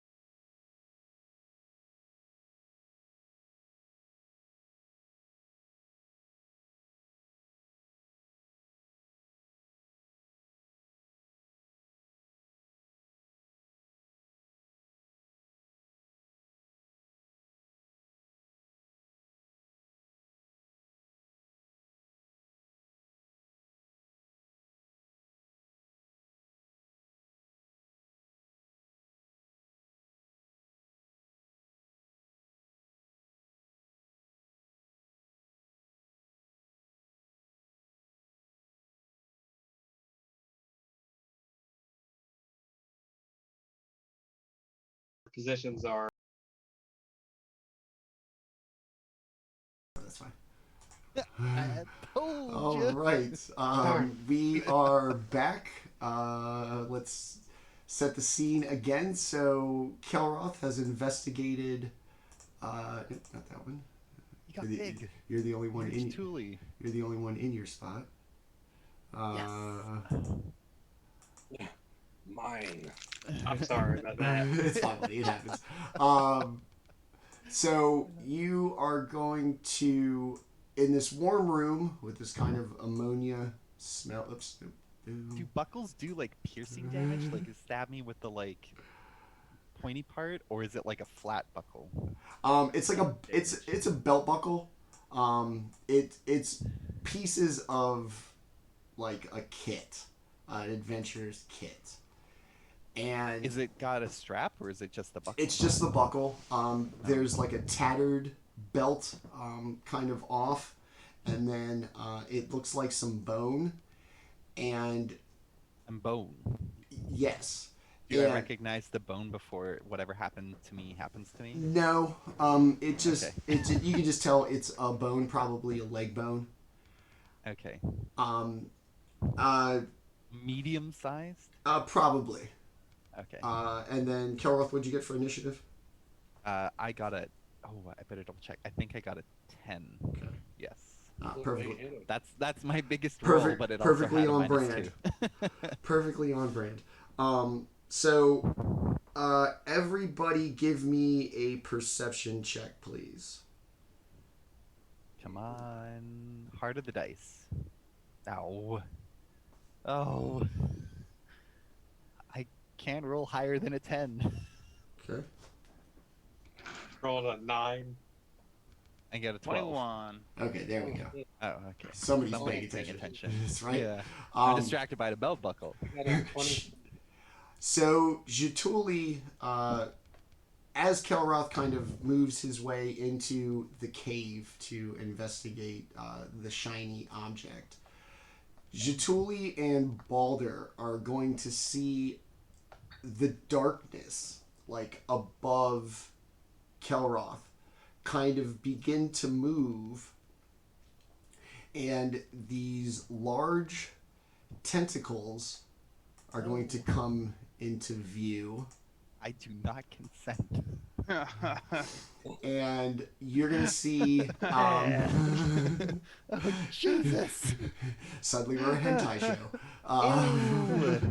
So you're gonna see these tentacles like kind of dangling Ew. from the ceiling, just kind of slowly creeping towards Kelroth. And Jaatuuli, you're actually going to be first to act. Brain beak? What the fuck? Grells, 2 of them. I don't really even want to bite that. Yeah, that's fucked up. Listen, like, I don't know. there's lots of things to bite, but like undead and abominations probably aren't in the list of fun things to bite. Yeah. I mean, I'm gonna do it. Your advice has been noted, sir. I'm gonna go up and grab Kelroth and pull him back Okay. and take a swing at it with my ham axe. For the briefest of second, because I still haven't noticed it, I'm thinking that Jaatuuli is trying to take the belt buckle. I was looking, and then I see the things. Oh, Jesus! It's the precious. It's like I saw it first. 16 to hit. Yes. Sweet. Smack. Jesus. Like these, it's not quite as like, it's not hardcore like the moose was, but this is a fucked up gross thing. Yeah. I agree with your assessment. This is one of those things Yeah. that comes from, they talked about that comes from the Underdark. It just floated its happy ass up here. Gross. Yeah. So, All right. 16 to hit, yes. yeah, 14 damage. Okay. Oh, that's pretty good. It's gonna let out like this just eardrum shattering, piercing screech as the tentacles are about 10 feet long, so you're not actually kind of hitting the body of it per se, but you're going to cut through probably 4 or 5 tentacles, spraying this kind of thick orange, kind of viscous goo everywhere. Oh. It smells even worse than it did before. Oh. Definitely not fighting. Okay. All right. What else you got? That's it? I do have a bonus action. Okay. But I refuse to use it. Okay. You're not going to bite it. You think it's disgusting? No, I'm not gonna. Save your bite for something else. I got 8. I'm fine. Yeah. You might be hungry in a minute. All right. Baldr, next to act. There's 2 of them. There's the one that's going to be closest to Kelroth in the front, and then one basically kind of behind it, closer to the entrance where you would have come into this chamber.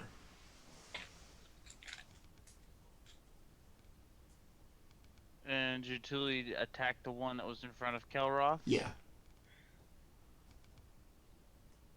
All right. So I guess I'll turn around, and since Orryn was in the back, I'll move back towards him and attack the one that's by the where we came in. Okay. And let's see. Oh, nice. 16 to hit. Yes. Fucking orange blood. All right. I didn't want to do Blood, green. It's pretty gross. I didn't want to do green. I'm gonna use my staff on that one. Having seen the orange blood, I don't want to get that on my hands. Oh, nice. That is 11 points of damage for that. Okay. And then I'm going to attempt to kick it in the face. And it's craw. Yes, kick the craw. Ooh, nice. That's another 16. Okay. And that one is. Oh, fuck yeah! 10 points of damage for that one. So you're gonna kick this thing that looks like a beak, and while it seems very structurally supported, the kind of sides have this kind of odd fleshy, spongy give to them. As Looks like a nose. yeah, but if your nostril was much bigger, you could press on it a lot further. It's webbing of your thumb, but spread out over a bigger area. It's a gooey Gross. beak. Definitely not biting. Yeah, I'm sold. Never mind. Gets worse and worse. It's gonna let out just this once again, just this piercing screech that just absolutely echoes through the entire system of caves and can probably be heard over the rushing water of the waterfall. And all right, that it? Yeah. Yeah. That's Okay. it. All right, Kelroth, you're up, buddy. Oh, okay. Put the buckle down. I mean, I didn't pick it up yet. Coming back for that. Probably. Jesus. I mean, I don't even know if my spells would work on them. Do they? Do I have any idea what these things are?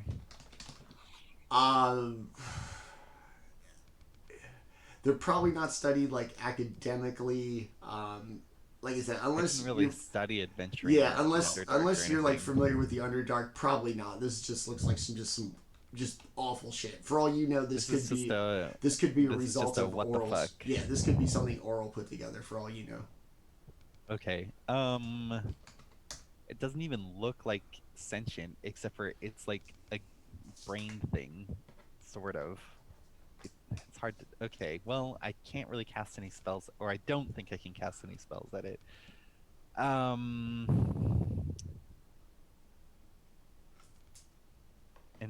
nobody's been hurt. Yet.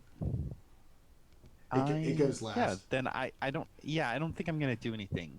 Okay. Yeah. All right. I'm just gonna. Yep. No, I'm not gonna do anything. Back to this belt buckle. All right. Fabulous. Orryn. Orryn will ignore the grossness of the creatures. He's definitely not happy with it, but he will ignore them. The Thunder Gauntlet, the one next to Baldr. Okay. Try to at least. 11 doesn't hit, does it? Just barely no. Okay. He's actually okay with that. He probably did that one on purpose. He's like, Oh, I guess I don't have to taunt this thing. Good luck, y'all. It's not gonna be hitting me. That'll be the end of his turn. Okay. Oh no. These things are gonna do tons of damage. They're gonna eat our brains. So the closest one is going, or the one in front of Baldr is going to take a big swipe with a tentacle for a 19 to hit. Oh, Jesus. Oh shit. Yeah, that'll hit. Okay. I gotta go get my dicey. It is going to do 6 piercing damage, and I need you to make a con save, please. That's not good. That's not... Okay. Con save. Oh, All right. Jesus. What do you do? Ooh, fuck yeah, nice. That's a 21. Okay. Oh, that's big. As it hits you with its tentacle, you see these very small hair-like barbs on the end of it, and when it hits you, it feels like a ton of tiny little needles. Oh. And as it kind of pulls away, it's like a really sharp abrasion, and your arm is moist. Nope. But but you don't feel anything like otherwise. Your con save was good. I kind of like Wretch. retch a little bit. Ew. The other one. Oh, hold on. It's We're always fighting gross things or really I gotta keep it fresh for you guys. It's then gonna kind of come in with its weird mouth and take a bite. For a 16 to hit. No, thing, that right? will not hit. Okay. The other one, same deal at Jaatuuli. It's gonna wind up with what tentacles it has left, and it's gonna spray him with the cut up ones. So it's gonna spray orange shit on him. Ew. Manny. It's gonna be a 24 to hit. What? Surprisingly, that missed. No, I'm just kidding. Yeah, that misses. You're also gonna take 6 piercing damage, and I need you to make a con save. Oh wow. Beat you or there, Baldr. I gotta double check my saves. Okay, 23. Okay. So it too Saving is today. going to take a swipe at you. This sharp, bristling and abrasive feeling. Your face is going to be damp, but no further effects. It's then going to kind of come a little closer and try to bite you with its fleshy, bony beak for a 16 to hit. No. Okay. And kind of move at the same time. okay. That's everything for those. And we will go back to the top with Jaatuuli. Jaatuuli. These things are fucking gross. So, I'm rage out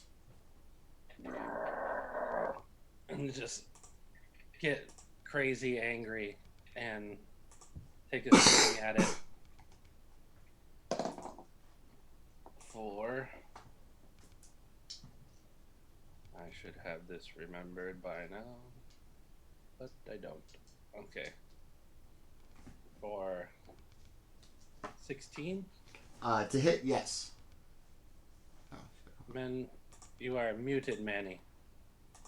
I did it so you didn't hear me cough. All right, yeah, 16 hits. I did it so you couldn't hear me cry. Okay. 16 hits. Okay. Fuck this thing. Hell yeah. Indeed, it gets fucked. Or.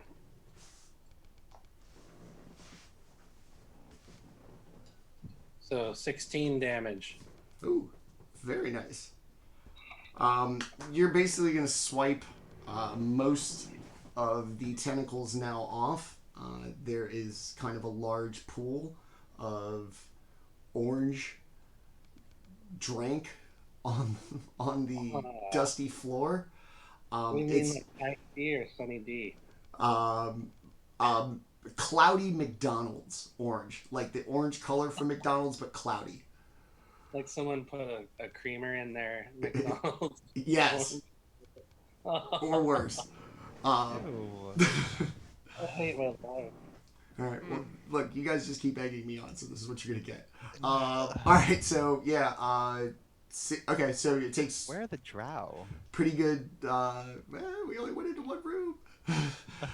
Takes a pretty good swipe. Plus, this thing is loud. Yeah. Just gonna shoot orange goo all over everything. Ew. What else you got? You got another one? Aren't you the raging? Not yet.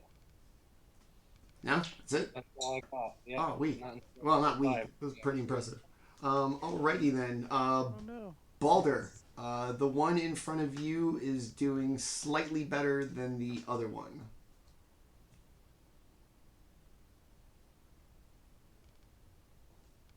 Huh?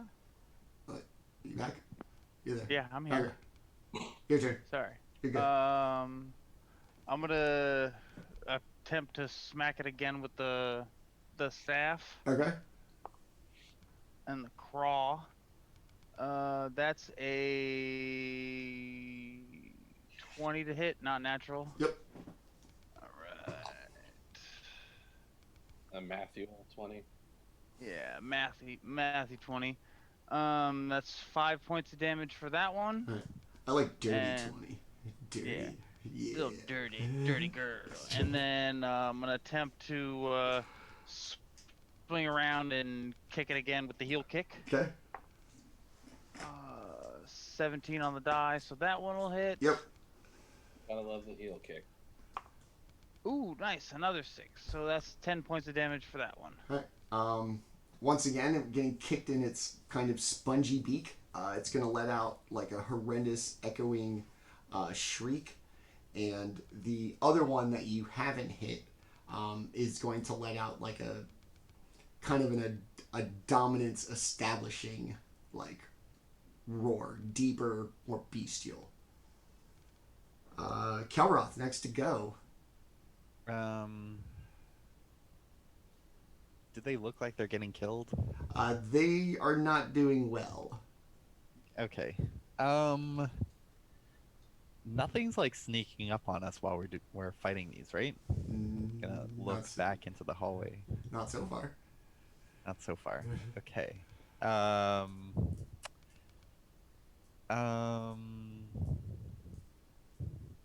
There's not much for me to do.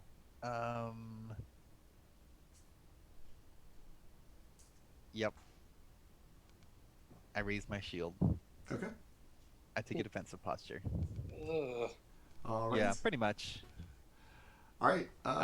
It's a hard no from me. Not breaking my vow for this. This Yeah. ain't gross. All right. I'm questioning my vows. I'm like, I feel like this is worth killing, but I know I can't. Not yet. I don't trust myself. But Not yet. yes. All right. Orryn, next to go. Orryn will retch before trying the Thunder Gauntlet it again. On which one? The one Baldr's been beaten on, or the one Jaatuuli's been beaten on? Baldr. Okay. And this time I rolled a 12 total. 12 actually does hit. Awesome. Well, Bad rolls like today. you That's have one- like when you're attacking, you do the same thing I do with everything else. You roll low. I Only got when you're attacking. It's the only test. when I'm attacking. Yeah. 11 thunder damage. Ooh, so nice. I hit it. That's good. Yeah. Yeah. Fortunately, it's not really physical. It's more of a sound thing. So I guess I don't have to. Hopefully I don't get blood all over me. No touchy. So the thundering boom from the Thunder Gauntlet. Yes. Got it on. Like is so like the shockwave from it like actually sways all of like the tentacles like a breeze just blew in. They through the roof. they all whap into us. Oh, come on. Everybody make a deck save. Thanks, Orryn. Oh, jeez. Yeah. Awesome. It's definitely looking bad. That one's given out a much larger and kind of desperate scream at this point. And it has the disadvantage. Okay, that's right. All right, so we'll go with that one first. It's just disadvantage against everybody that's not you, yeah? Okay. So after it takes a little punch knocking its kind of tentacles everywhere. Nat 1 for its tentacle swipe. You're too short. Can't reach you.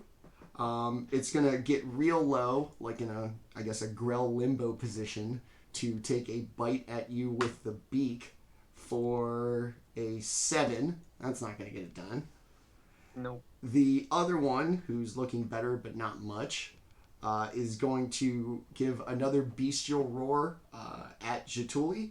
Take a swipe with the tentacle for a 22 to hit. Yep. Okay. You are going to take 9 piercing damage. Okay, I reduced that by half. Okay. And then I'm going to need you to make a con saving throw. Okay.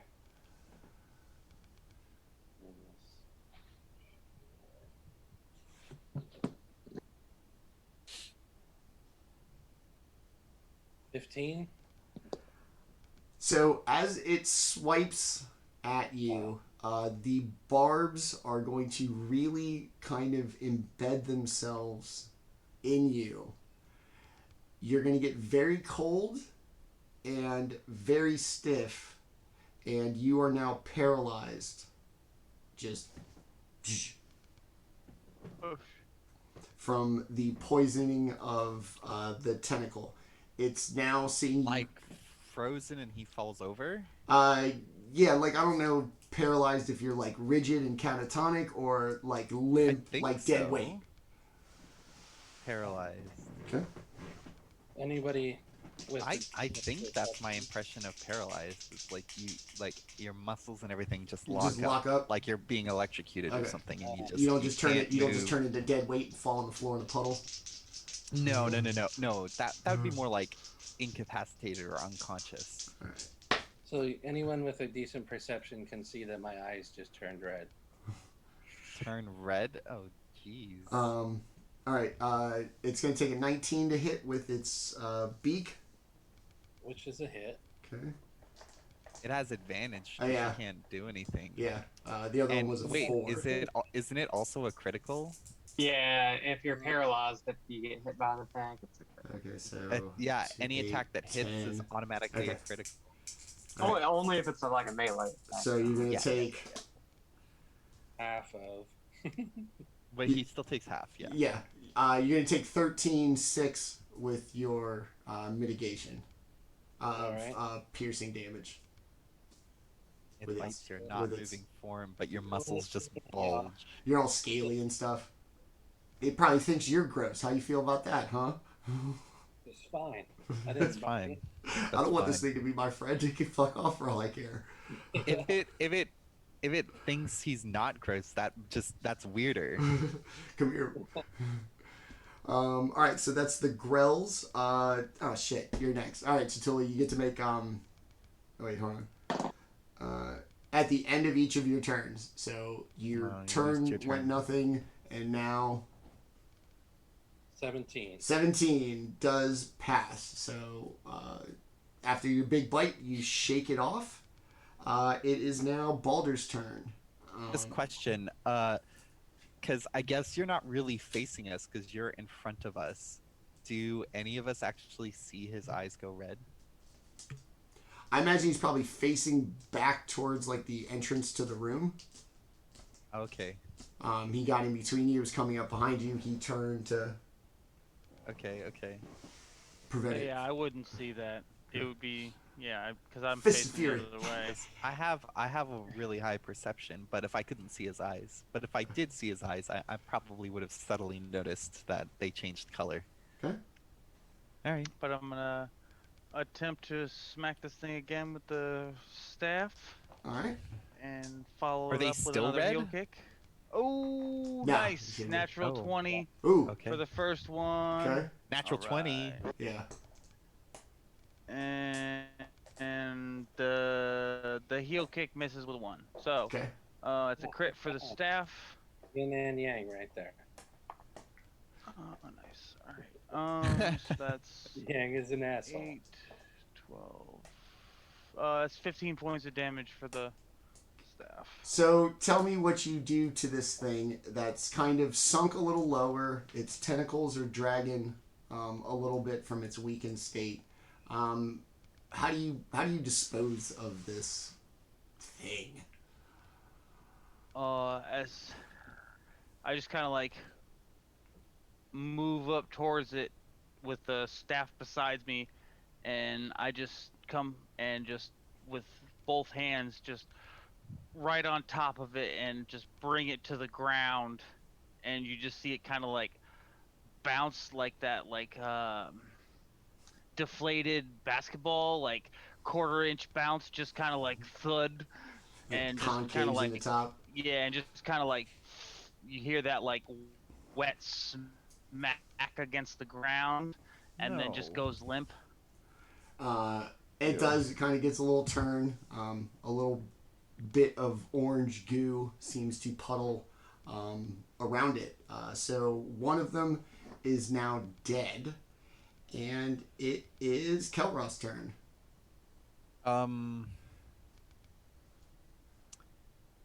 The one of them's dead.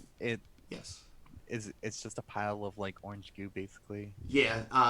Like I said, I think a deflated basketball is probably an apt Ew. description. Okay. Everyone's okay, right? Like, cause I'm missing 16. No big deal. right, cause you can all you're Yeah. so strong. Yeah. I just want to save my stuff because I feel like these they haven't proven themselves to be too dangerous. So I'm reserving my magical energy for You what can't I heal my assume will be mind more. from being grossed out, so you're Yeah, Yeah. exactly. I don't have the cure grossness, so Yeah. Banish the cheesies. Got it. All yeah. right. I'm just holding Orryn. on to my stuff. One left. It's just bloodied. And you just saw it kind of take a swipe at Jaatuuli and at least probably his body at least go Paralyzed. tense.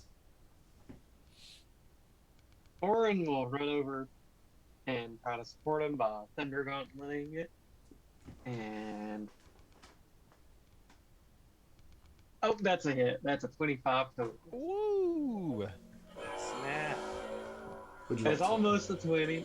Non-thunder damage. Okay. And so now if it attacks Jaatuuli, at least it'll just be, like not with advantage. Okay. It's going to kind of turn around, and it's going to take a swipe at you with what few tentacles it has left. For a 20. 21 AC. You really? You really? Yeah. Oh shit. Yeah. I've never rolled a Yep. nat 20 for nothing. Oh well, actually, it's going to be a 24 to hit. Oh. Just God. with a nat 20, I was like, wait. Okay, so hold on. So it's gonna be 10, AC is so high. 12. Yes. All right, you're gonna take 16 points of piercing damage, and I need you to make a con save, please. Ouch. Ow. It took as much as I took. Oh, I rolled sorry, I rolled the wrong thing. Yeah. Constitution. I rolled save, it thank without you. the, 12. That's no good. Ooh. Yeah. All right. So, despite your kind of big boy drinking of late and thinking you have a hearty constitution for drinking with your lizard buddy, you're still a little dude, and even the slightest little swipe of the kind of spines on the tentacles are enough to make you go perfectly rigid and still, as you are now paralyzed. The Grell is going to turn around and... Do I roll with advantage and it's a crit, or I just... Yeah, so it's advantage, and then if you hit, it's also a crit. Okay. So then that's going to be a 19 to hit with the beak. Can't get through the armor. Dink. Oh, that's right. Now. Oh, no, wait. Hold on. 23. I'm sorry. Oh, I keep hit. forgetting I forget to keep adding the modifier. You pulled this little trick on us, Manny. Well, it's just you guys are getting to the point where like the modifiers are going to matter. Like I can't just look at 19 and be like nailed it. Apparently. So 10. 19. Oh, sorry, I meant 27. 34. Does 65 hit? You're gonna take 14. I'm gonna use Piercing damage. my reaction Okay. to when you get hit, the beak will hit you, and you can. But instead of feeling any damage or feeling any ouch or whatever, you feel nothing basically. You just feel it touch you, and I absorb all the damage that he takes into myself. Awesome. Thank you very much. Oh. So I take that as force damage. You said 14? 14. Okay. That's a real do-goodery thing to do, man. Like I said, Yeah. that shield's badass. That was one of the cooler ones Yeah. that I found. So yeah. All right. Yep. So I take your damage instead of you taking it. Okay. That's going to be the end of the Grell's turn, and it is Jaatuli's turn. It is my turn. Let's see. All right. So my eyes are all. I turn around and look at the party. My eyes are all red, and I look at who's next to me, and then I look at the back to the Grell, and recklessly attack the Grell. Oh, reckless. Yeah, 14. Does that hit? To hit, yes. All right. Actually, I forgot. There you go. So, 18 points of damage to the Grell. Okay. Jeez. Tell me how you dispatch this thing. I swing straight down at it, and it goes through the beak, parting the beak, and then parting the head into two nice little chunks. Ew. The inside of it looks like a sea urchin. It's dark and black on the inside with this kind of like pasty, bright orange stuff on the inside. They smell even worse, split in half, and aside from the waterfall just off on the outside of the room, everything becomes kind of quiet, and the last of the echoes of all the movement and commotion of combat cease. And once again, the cave is quiet. Not quite yet. One Good. sec. Oh, yeah. Oh. Uh-oh. Let me double check here. Okay, yeah. So my eyes go from red to back to my normal color, and I'm like, ouch, that thing hurt me. Believe that? um, I'm gonna say, well, if they, you know, we wanted them to know we're here anyways, so we didn't. Now they know that we can kill and that we should be feared, so they'll better get prepared for us. Oh yes, that's what we want. I guess Orryn is still paralyzed, right? He's got to make a save or be paralyzed more. How long does it last? Does it just Uh, last, or Poison for a minute. Oh, he Okay. does have to make a save. Unless we want to stand here for a minute and poke on him. Like he's like a garden gnome. Definitely. Do more with Travelocity. Look, I'm Orryn. Ah. No, I'm sorry. So after a moment, Orryn kind of regains his senses, is overwhelmed by the just god-awful stench of two dead Grell, or tentacled Uni, as we're now going to call it, for just the most vivid gross picture I could paint. And in the background, you hear the rushing of the waterfall.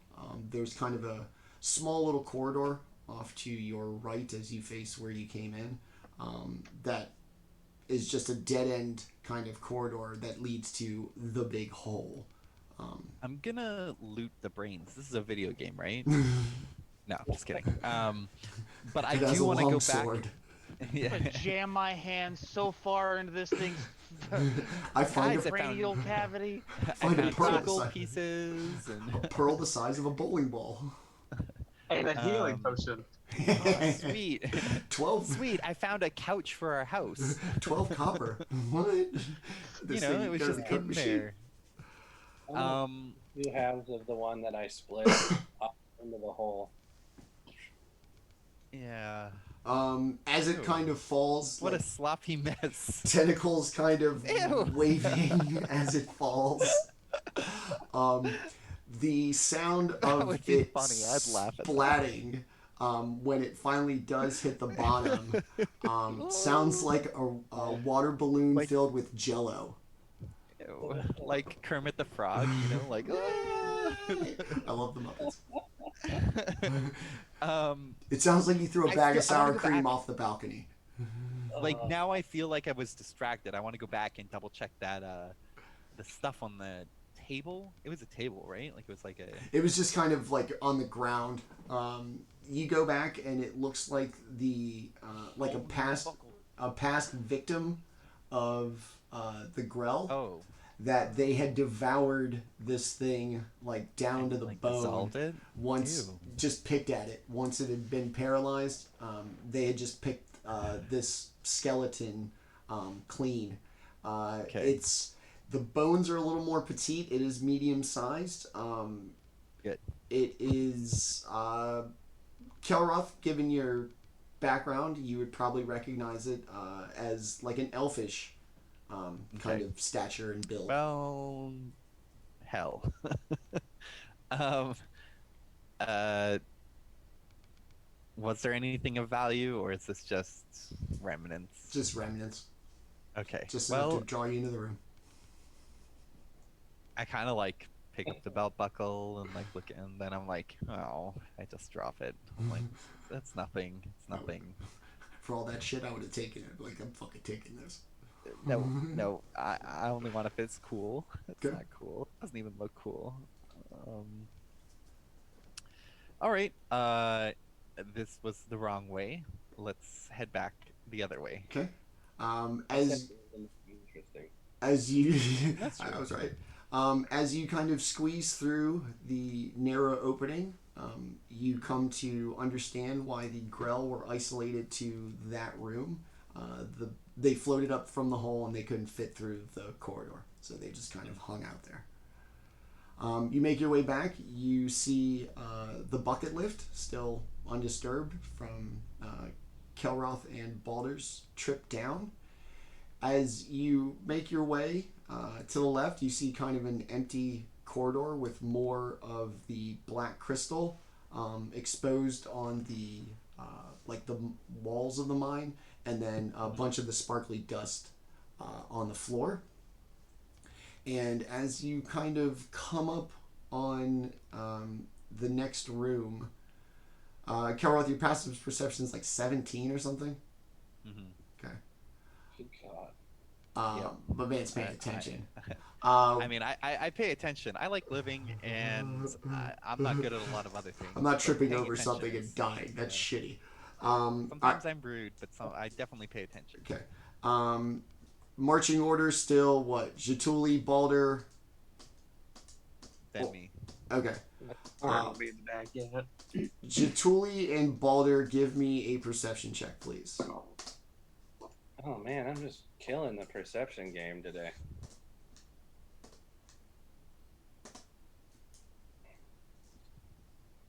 I've got my eyeballs open. 11. As you kind of 22. make your way into the like further along in the cavern, you're gonna notice these kind of, or Jaatuli's gonna notice, and Kelroth, I'll a potentially tell you about it. a kind of like almost like a slight purple, like phosphorescent glow around the perimeter of the room that would be marked number 9 on the map. It's Okay. large, it's about Like 30 the feet. whole room, Just or a- just like there's like almost like a door.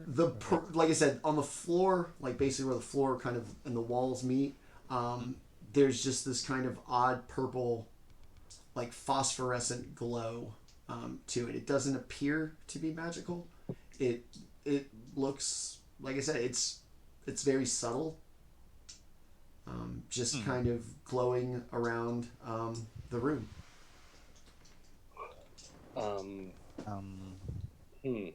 I'll halt Baldr before we get too far. Yeah. Notice the purple halo in the room. Yeah.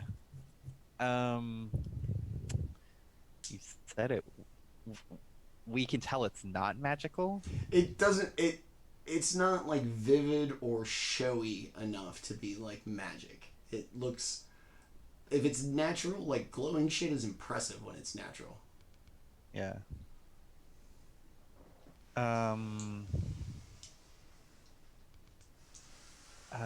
Does there seem to be a source of it? Like, is there anything in the room that like, is there a mushroom? No. It gives the kind of room a slight like ambient light of its own, independent of your torches. All right. Well, I'm scared. Time to turn back. This is it. That's the end of the Well, journey. good luck. That had to be what they were talking about. I'm going to. I'm gonna walk in. I'm gonna act like the group for once, and I'm gonna just reach my hand out into it. Yeah. What, and touch it? Yeah, I'm touching it. Okay. I'm putting my hand into the purple. It feels almost like a chalk or a dust. As you kind of pick it up and rub it, it continues to glow, like on your fingers when you've touched it. Right. fairy fire or something like that. And So we're gonna like glow if we go in here. And a voice can be heard. Oh Jesus! Also, Do I just hear this, or is this like everybody in the chamber? And Okay, also, everybody give me a perception check again. Okay. I like those. Ooh, 23. Yeah, a lot better on this one. That's what I'm talking about. I'm wasting my 18. footballs on this shit. 19. 23. Okay. Oh, look at us go. We're paying attention. After that grow, nothing's getting by us. Yeah, nope. Paying attention. After, just as Kelroth kind of touches the dust, the mechanical lifting sound of the bucket lift can be heard, moving very quickly upward. You hear the of the pulley system. And a voice. Our father warned us you would come. We did not believe him. You have proven to be just as foolish as our brother. And now you will die.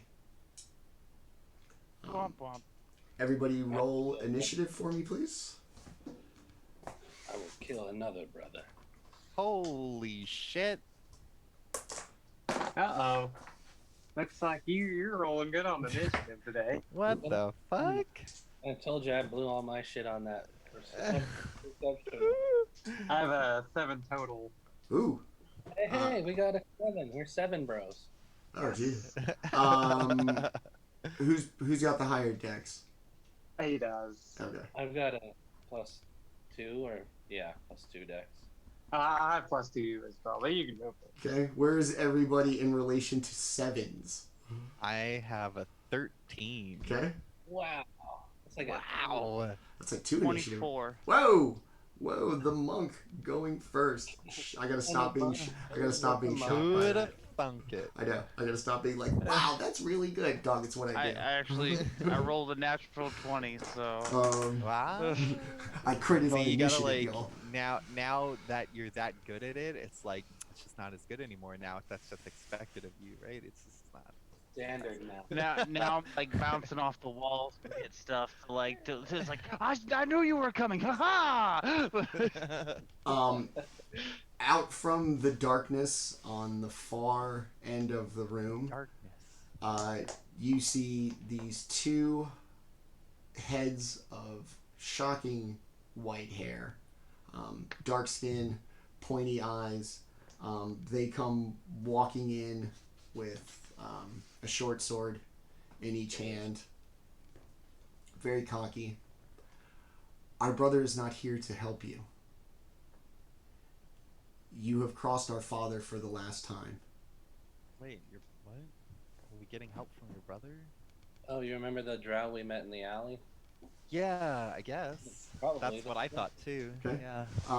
Baldr is first to go, and there are two drow about 25, 30 feet in front of you. Are they in the purple dust? I know, they're kind of in the middle of the room. And the purple dust is just like in the entranceway. And around, Or like I just said, around the whole perimeter. So it's not filling the whole chamber. It's No. just a ring of weird. Okay. Well, now I feel even worse for touching it. Pricks. I set that up.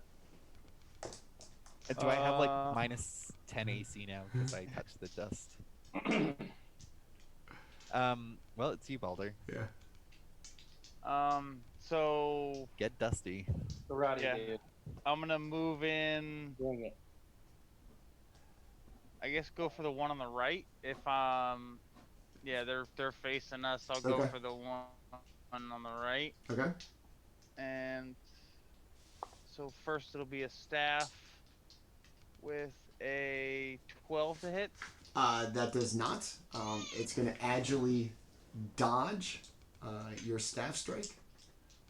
And I will attempt to, having missed the staff, followed up with an elbow. Okay. Now that's gonna miss too with Oh. a 6. Okay. So, wow. Well, that freaked you out a little bit. That's okay. It's going to kind of You got effortlessly some dust in the face. It's a distraction. It's fine. dodge It's fine. both of them. Yeah. Too dark. Um, is that it? Yeah, that's it. Okay. So the drow that you didn't hit is going to back up towards the corridor at the far end of the room. He's going to throw down and create this large sphere of just blackness. And he's going to take off through it. Could be on the other side of it, could have taken off like entirely. So there's now one drow remaining.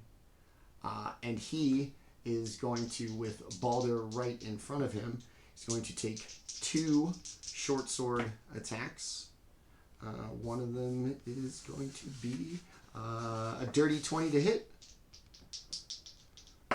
Yep, that'll hit. And then the other one is a 15 to hit. That one won't hit. Okay. So you're going to take... You're going to take 9 piercing damage.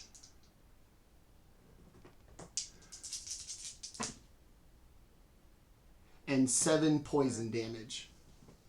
Ooh, God damn. Okay. Dang 9 it. and 7. Yes. 9v7. And Oh, not 9, 7. Good God. If he was 97 and he took that. You just explode into Gibbs. it's gonna stand there, like very kind of a defiant stance. And it is now Kelroth's turn. Oh. Uncap with that healing you got. Does I don't.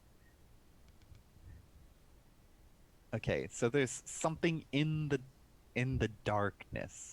He put it like in front of like the corridor, so like as far as you know, he could have just. But run like at the end of the hall, at the end of the room. Yes, so he could have run through it and kept going, and you can't see him, or he could literally be just right on the other side of the darkness spell.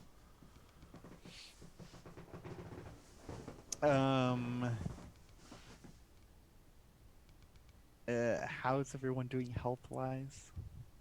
16 down, I believe. I think everyone's 16 down, aren't they? Oh, I'm at about half. You're at about half. Yeah. Okay.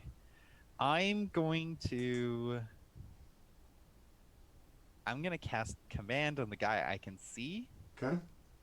and I'm going to command him to drop, which will cause him to drop whatever he is holding until the end of its next turn. Okay. Wisdom save. Wisdom save of 15. Okay. So you'll drop both of his swords. He's not very wise because he's fucking with us.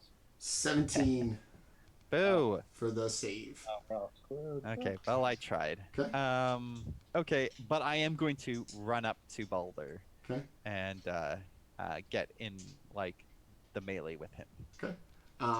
It's gonna Or kind of. at the very least, stand next to him. Yep. It's gonna have a little chuckle at your attempt. Command you. me. Who do you think you are, Surface Dweller? All right, we're killing you. Shut up. Uh, Just like, bite him! Bite him! it is Jaatuli's turn. All right. I rage out and I lunge forward with my ham axe and swing. Your ham axe? That's basically what it is. It's an axe with a hammerhead on it. Oh, okay. I was thinking ham like pig. No. Like, I was like, what? Like what Rudiger was carving up over at the place? Yeah, Did you okay. steal that? I took that shit. Like, I didn't know we had a ham axe. So, yeah. I will go ahead and swing, and I got a 20 to hit, a dirty 20. Yes, that does. Destroy him. All right.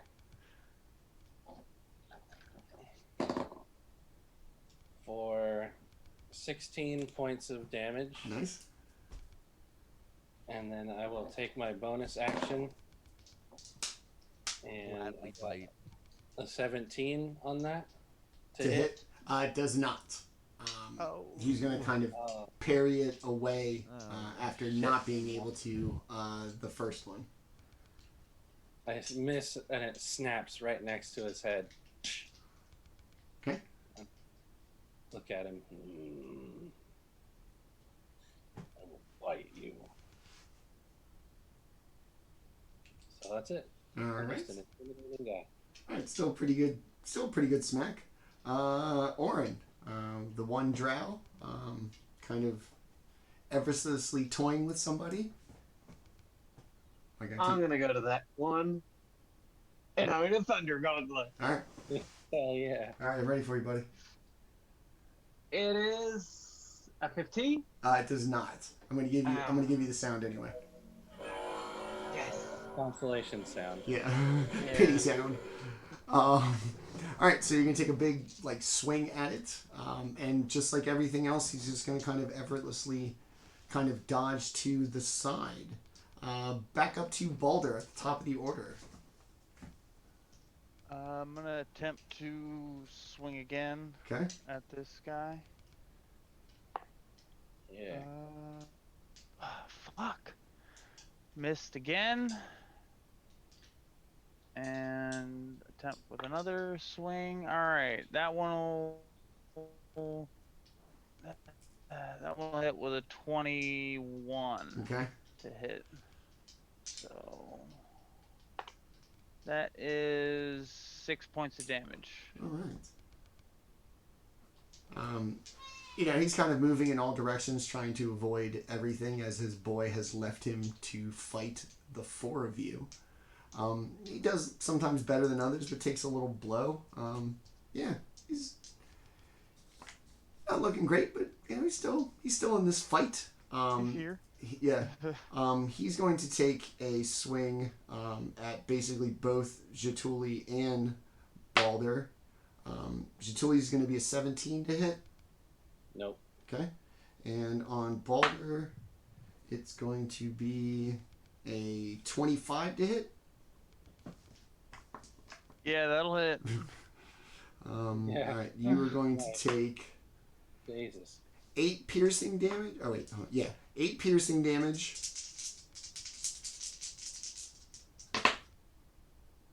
And 10 poison damage. Okay. Jeez. What are you at? About dead. So he's going to kind of swing at Jaatuuli wildly and miss, but Even come from the back eyeballs. and connect with Baldr and his poisoned blade. Should have parried instead of dodge. Sorry, brother. Right, so the drow. It happens. All right, Kelroth, next to act. Okay. Question. Yes, The other guy didn't do anything or shoot from the darkness or nothing like that. has not. Fucking bitch. All right. Where's my? What's your total hit points? Your maximum hit points. Oh, 39. 39. Yes, and I am at 4. Oh, 4. So I'm gonna heal you up to. Whatever the math is. I'm trying. Yeah. So base 39, so 40, so 20, so and you're at 4. So I'm gonna heal you 16 hit points. I'm going to use my channel divinity. And I can restore up to. Is anyone below half their hit points? No. Okay, that's fine. I have 4 spare that are gonna get wasted, but that's okay. I can't. Okay, 30 feet within me. Heal them. Can't be more than half their maximum. Yeah. So, I use my action to use my preserve life on you, and yeah, I instantly heal you 16 up to 20 hit points. Nice. All right, so you're gonna take. You're gonna feel noticeably better, not probably sick as hell from the drow poison any longer, or just the general ass kicking you've apparently taken. 4 hit points, damn. Get some big hits. Yeah, Kelroth with the save there. Jaatuuli, time for you, buddy. All right. Stop it, cat monster. God damn. All right. Sorry, my cat's like, me now. My turn. Show it your butthole. Show it your butthole. It's always effective. I'm going to go ahead and recklessly attack him. Oh yeah, advantage. Hell yeah. For a 19. To hit, yes. Alright, and then take my bonus action for a bite for a 25 to hit. Yes. Yum. Alright. Fuck yeah. So 15 damage from the first chop. Woo. And 12 damage from the bite. Woo. And I eat the flesh that I have bitten for 3 temporary hit points. The drow's kind of temperament is going to change one from like playfully coy to a little bit scared. He's probably missing, would you take like the cheek, a real nice tender piece. Yeah, just guanciale. Yeah. So he's got like teeth exposed through like this gaping hole in his cheek. As he kind of stands there, still pretty defiant and kind of douchey about it. I'm eating it. And we are to Orryn. Orryn is going to Thunder Gauntlet, Okay. aiming directly at the exposed teeth. Hopefully to knock some of the teeth out. Yeah, bro. Like a And that's a jumping hit. That's a uppercut. 24. Yes, Oh, that's oh man, like Little Mac and Mike Tyson's Punch Out. Boo. Exactly. Non-thunder damage. How did they hit Super Macho Man? It's like 8 feet tall. So you're gonna punch it in the the gaping hole that's exposed on the side of its mouth. Its teeth are going to fly, and its jaw is going to be both broken and dislocated to the point where it's obviously off center. It's hanging there. Orryn will say, I don't suspect I'll be hearing your voice anytime soon. Just because, He's he just was like, yeah. Like that whole thing when you jump and your teeth clack together, way worse than that. Getting punched with a thunder gauntlet and exposed mouth. Yeah, gross. All right, Jaatuuli, Orryn. All right, back up to Baldr at the top. Our drow friend is absolutely not doing well. And I'm going to try and make that worse. Okay. All right. So calm about it. Nice. An 18 to hit. Yes, just barely. All right. That is 6 points of damage for that. Okay. And I'm going to spend a key point and flurry of blows Okay. Yeah. for 2 unarmored attack. One's gonna miss, and one's gonna hit with a dirty 20. Okay. And that is 9 points of damage for that hit. Okay. Despite the severe beating that it has taken, the drow kind of straightens up and mumbles something, blood pouring out of its crooked mouth, and it's going to basically, with essentially its last bits of strength, take 2 big lunging swings at Baldr for... And I'll have disadvantage. Okay. Those Thunder Gauntlet. So, dirty 20 on the first one and the 21 on the second.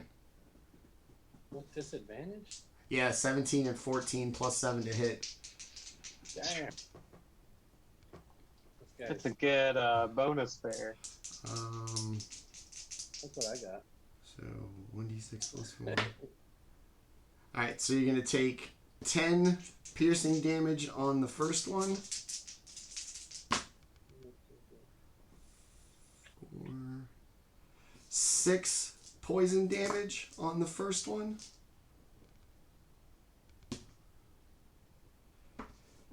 I'm going to use my reaction to absorb the bigger All right. hit. 10 So piercing. you took 16 on that one. Okay, on the first one. 10 Yeah. piercing on the second one. And 16. Oh, hold on. 6, 8. Plus 8. I just started rattling off numbers. I haven't been keeping track. So 18 for the second one. Uh, I think it was 10 was it and 16 and 18. 16 and 18. Okay. Yeah. Okay. So I'll take the 18. Okay. So yeah, back down to 4. Okay. And I use my reaction on the second hit. The blade hits you, but it doesn't cut you or hurt you. And I take all of that damage as force damage instead of whatever damage it was doing. The drow who had sworn that with his last muster of strength was going to kill the monk is very shocked and disheartened to see Baldr still standing there, knowing how hard he smacked the absolute shit out of him. All right. So that whole thing with the shield, that's a reaction, yeah? That was my reaction. Okay. Yep. So now it is your actual turn. Yes. So I have my reaction again. Now there's lots of ouchies around. I'm going to...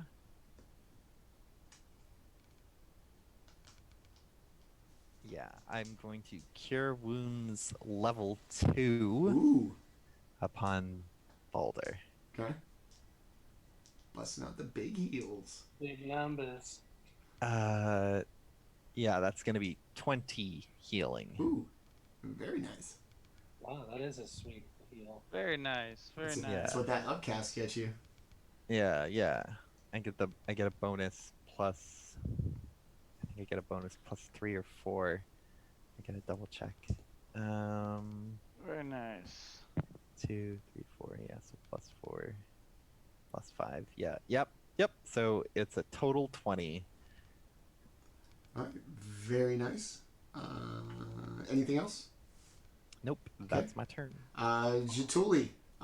This thing is very disappointed. Baldr's not dead. Probably even more so that Baldr probably is looking better. It's on its last leg, man. I reach out and grab it by the throat. So go ahead and do some strength rolls. 17. I'm at 23. 18. 18, pretty strong for a wiry dude. I grab him and That adrenaline. lift him up off his feet and then bite him. Okay. So got a 19. Yep. And 11 bite damage. Go ahead and tell me how you kill this drow with a bite and what's left after you're done. So I pick him up by the throat and bring him up to eye level. I don't know how tall he is. I'm guessing like 5.5 feet tall. I think so. Probably. Something like that. Pull him up another 1.5 feet or so and look at him and go, now killed one brother. Now this is 2. And I bite into his face and wrench his head off and just let go of his body. I watched Mortal Kombat yesterday, so I'm totally into this. Oh. So as you kind of separate it from the torso, a laughing fills the chamber. Our father is going to love you. I hope you get the chance to meet him. Ew, love. And Weird. I mean, he could just dig what I did. And that's you should meet him. And that's where we're going to leave it for today. You guys are going to be in room number 9, having just killed this drow. Real quick on the body. Just I don't want to loot this thing tomorrow or next week. Yeah, loot him. You're going to find a very well-drawn map, similar to ones that you have found previously. This one way more detailed, including some like measurements of distance. Of like Icewind Dale? It's going to be kind of the southern part of Icewind Dale, mostly involving like the Spine of the World mountains, but on the Icewind Dale side of like the peak. Oh, okay. Does it have like dotted path or something on it? It points up like much more of paths along like sheer parts of rock climbing the mountain, like paths you would take to get up into the mountains. I see. Does he have anything else on him? He has a glowing blue stone. Oh, don't touch. We don't like glowing Orryn. blue things. Or it's like bullshit. Get out of my way. Let me get this thing. Yeah, we're just gonna run through his legs. Mine. Alright, are you gonna touch it? Yes. Okay. You're dead. For a really brief second, you are going to kind of come flying out, at least your perspective, of the hole and high above Icewind Dale. And just as you can see, you're going to go like zooming south to the mountains. You're going to see just this incredibly huge fortress against like a mountainside. And in the window at the top, you're going to see long white hair. It's going to turn around. Its eyes are going to go blue. And I need you to make an intelligence save, please. Good Thank God that's news. me. Oh, the artificer. You should be all right. Yeah. I got +7. Oh, 22. Okay. He's going to... Not good. You fail. He's gonna it's gonna feel like he's looking directly at you, even though you're still aware that you're in this mine with the party. For a second, you're attracted to him. His eyes are going to What go. the hell? Come here, big boy. Yeah. His eyes are going to go crystal blue, and to just Orryn, who picked up the stone, he's going to say, "This land shall be mine. Not even Oral will stand in my way." Everyone sucks in this place. Yeah, dude. I mean, it is. This isn't Icewind. paradise. Yeah, no. Yeah. It's been like this for 2 years. Is there a visual change to Orryn? No, he is totally fine. Okay. He did take like a pretty good like little jolt, but not enough to. But you probably got like a little bit of a headache from your touching it. And That's when you have socks on and you walk on the carpet. And yeah, you touch like the metal like windowsill. I do that thing where parents like, you know, I grab your hand and I'm like, no. You've learned the lesson once already. No, he hasn't. This one wasn't that Orryn- bad. Nothing bad happened. Orange stumps his foot and says, I Hey, mean, I know, but I I didn't don't know what die. happened. I'm just like, Yeah. instinctually, I'm like, stop touching glowing magical artifacts. We're gonna put the gnome on a leash. No, come here. Spray bottle. Bad. I'm not taking it from him or anything. I'm just like, you know, the instinctual sort of like, stop. You reprimanded him. That's good. Yes. Strongly worded letter. Oh, jeez. Look, we like you. We don't want you to. Oh, goodness. This hurts me more Like than it a hurts you. mini panic attack. All right, so so we're fighting some drow. We're in a cave. An ominous message from a drow in the mountains, as well as some really good like visualization of gross things with tentacles and orange goo and deflated basketballs and the such. Yeah. And we saw the boss. Yeah. Sour cream thrown off a mountain. You know, all kinds of cool visuals. Yeah. All really good. right. Yeah. You guys, this is great. This is fun. There's still more cave to go. Yes. We'll get to that Yeah. next week. All we right. need to heal and stuff too. So we have met our our intrepid characters. Now it is time to meet the outstanding people behind them. We will go right back from whence we came, which means we will start in the Florida of the player boxes with our Canadian, our foreign correspondent. Kelroth, tell us about Dustin. Yes, I played Kelroth tonight. My name is Dustin. I am a bit of a bartender, a bit of a server. Currently, things are in a pseudo lockdown up here in British Columbia, so you know, I'm not working that much right now. But I've got Dungeons and Dragons to keep me happy, and that's what I like: Dungeons and Dragons and video games and all that good stuff. So there you go. That's about me. Awesome. And maybe we'll find that day that Kelroth's going to hit something. We'll see. Well, Yeah, we still got a little while to go. you'd have to be pushed. Yeah, pretty we'll hard. see. That's my job. And we'll go up north to the, I don't know, New England of the player boxes. And our monk, tell us about Lewis. I'm Lewis.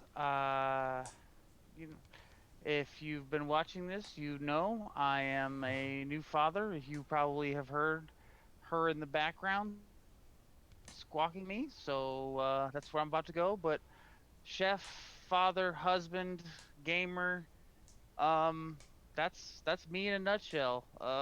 Love D&D and love playing on this channel. Love Word. being here with these guys. Word. We love having you, buddy.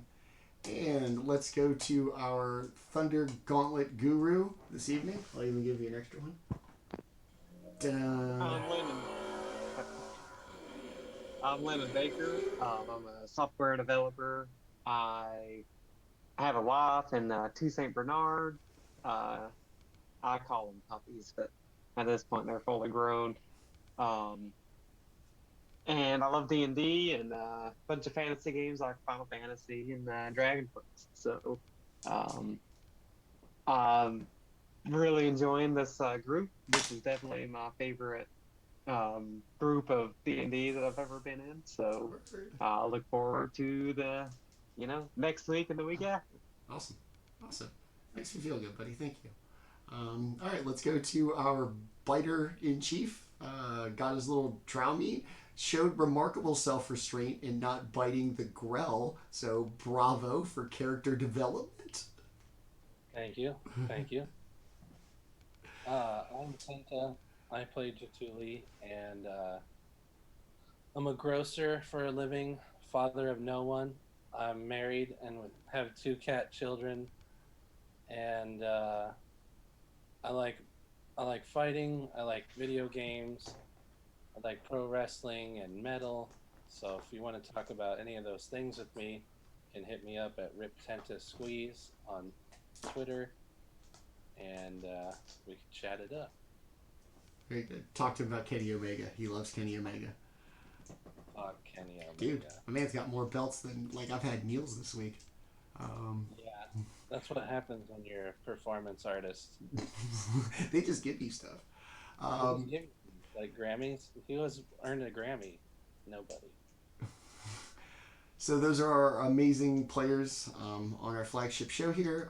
I've been Manny, your Dungeon Master and host at GrowedUpGeek, Twitch, Twitter, Instagram, YouTube. Like I said, really love having you guys here. Love what we do here. Give us a like and a follow. Check us out also tomorrow night for our other show, One Shot Wednesdays. Tomorrow, for a little surprise, I will actually be playing and turning over Dungeon Master duties to a guest DM, because if you have a Twitch channel and you don't use it to have people guest DM for you, what are you really doing? So we're going to have a special level 3 one-shot tomorrow, which I will be playing in, so I'm super excited. And then, yeah, you can also catch me Sunday afternoons on the Wily Hobbit Twitch channel where I Dungeon Master Greyhawk Lives, our homebrew 5e Greyhawk game that we've had going for a little while. Everybody, thanks for coming out to our amazing players. You guys are great. I can't wait to do this again next week. And if we don't see you tomorrow night, 7 p.m. Eastern Time on this channel for One Shot Wednesdays, hopefully we will see you next Tuesday, 7 p.m. right back here for the next episode of Twilight Malediction. Until then, everybody have a good week, and hopefully we will see you tomorrow. Till then, bye! Bye-bye.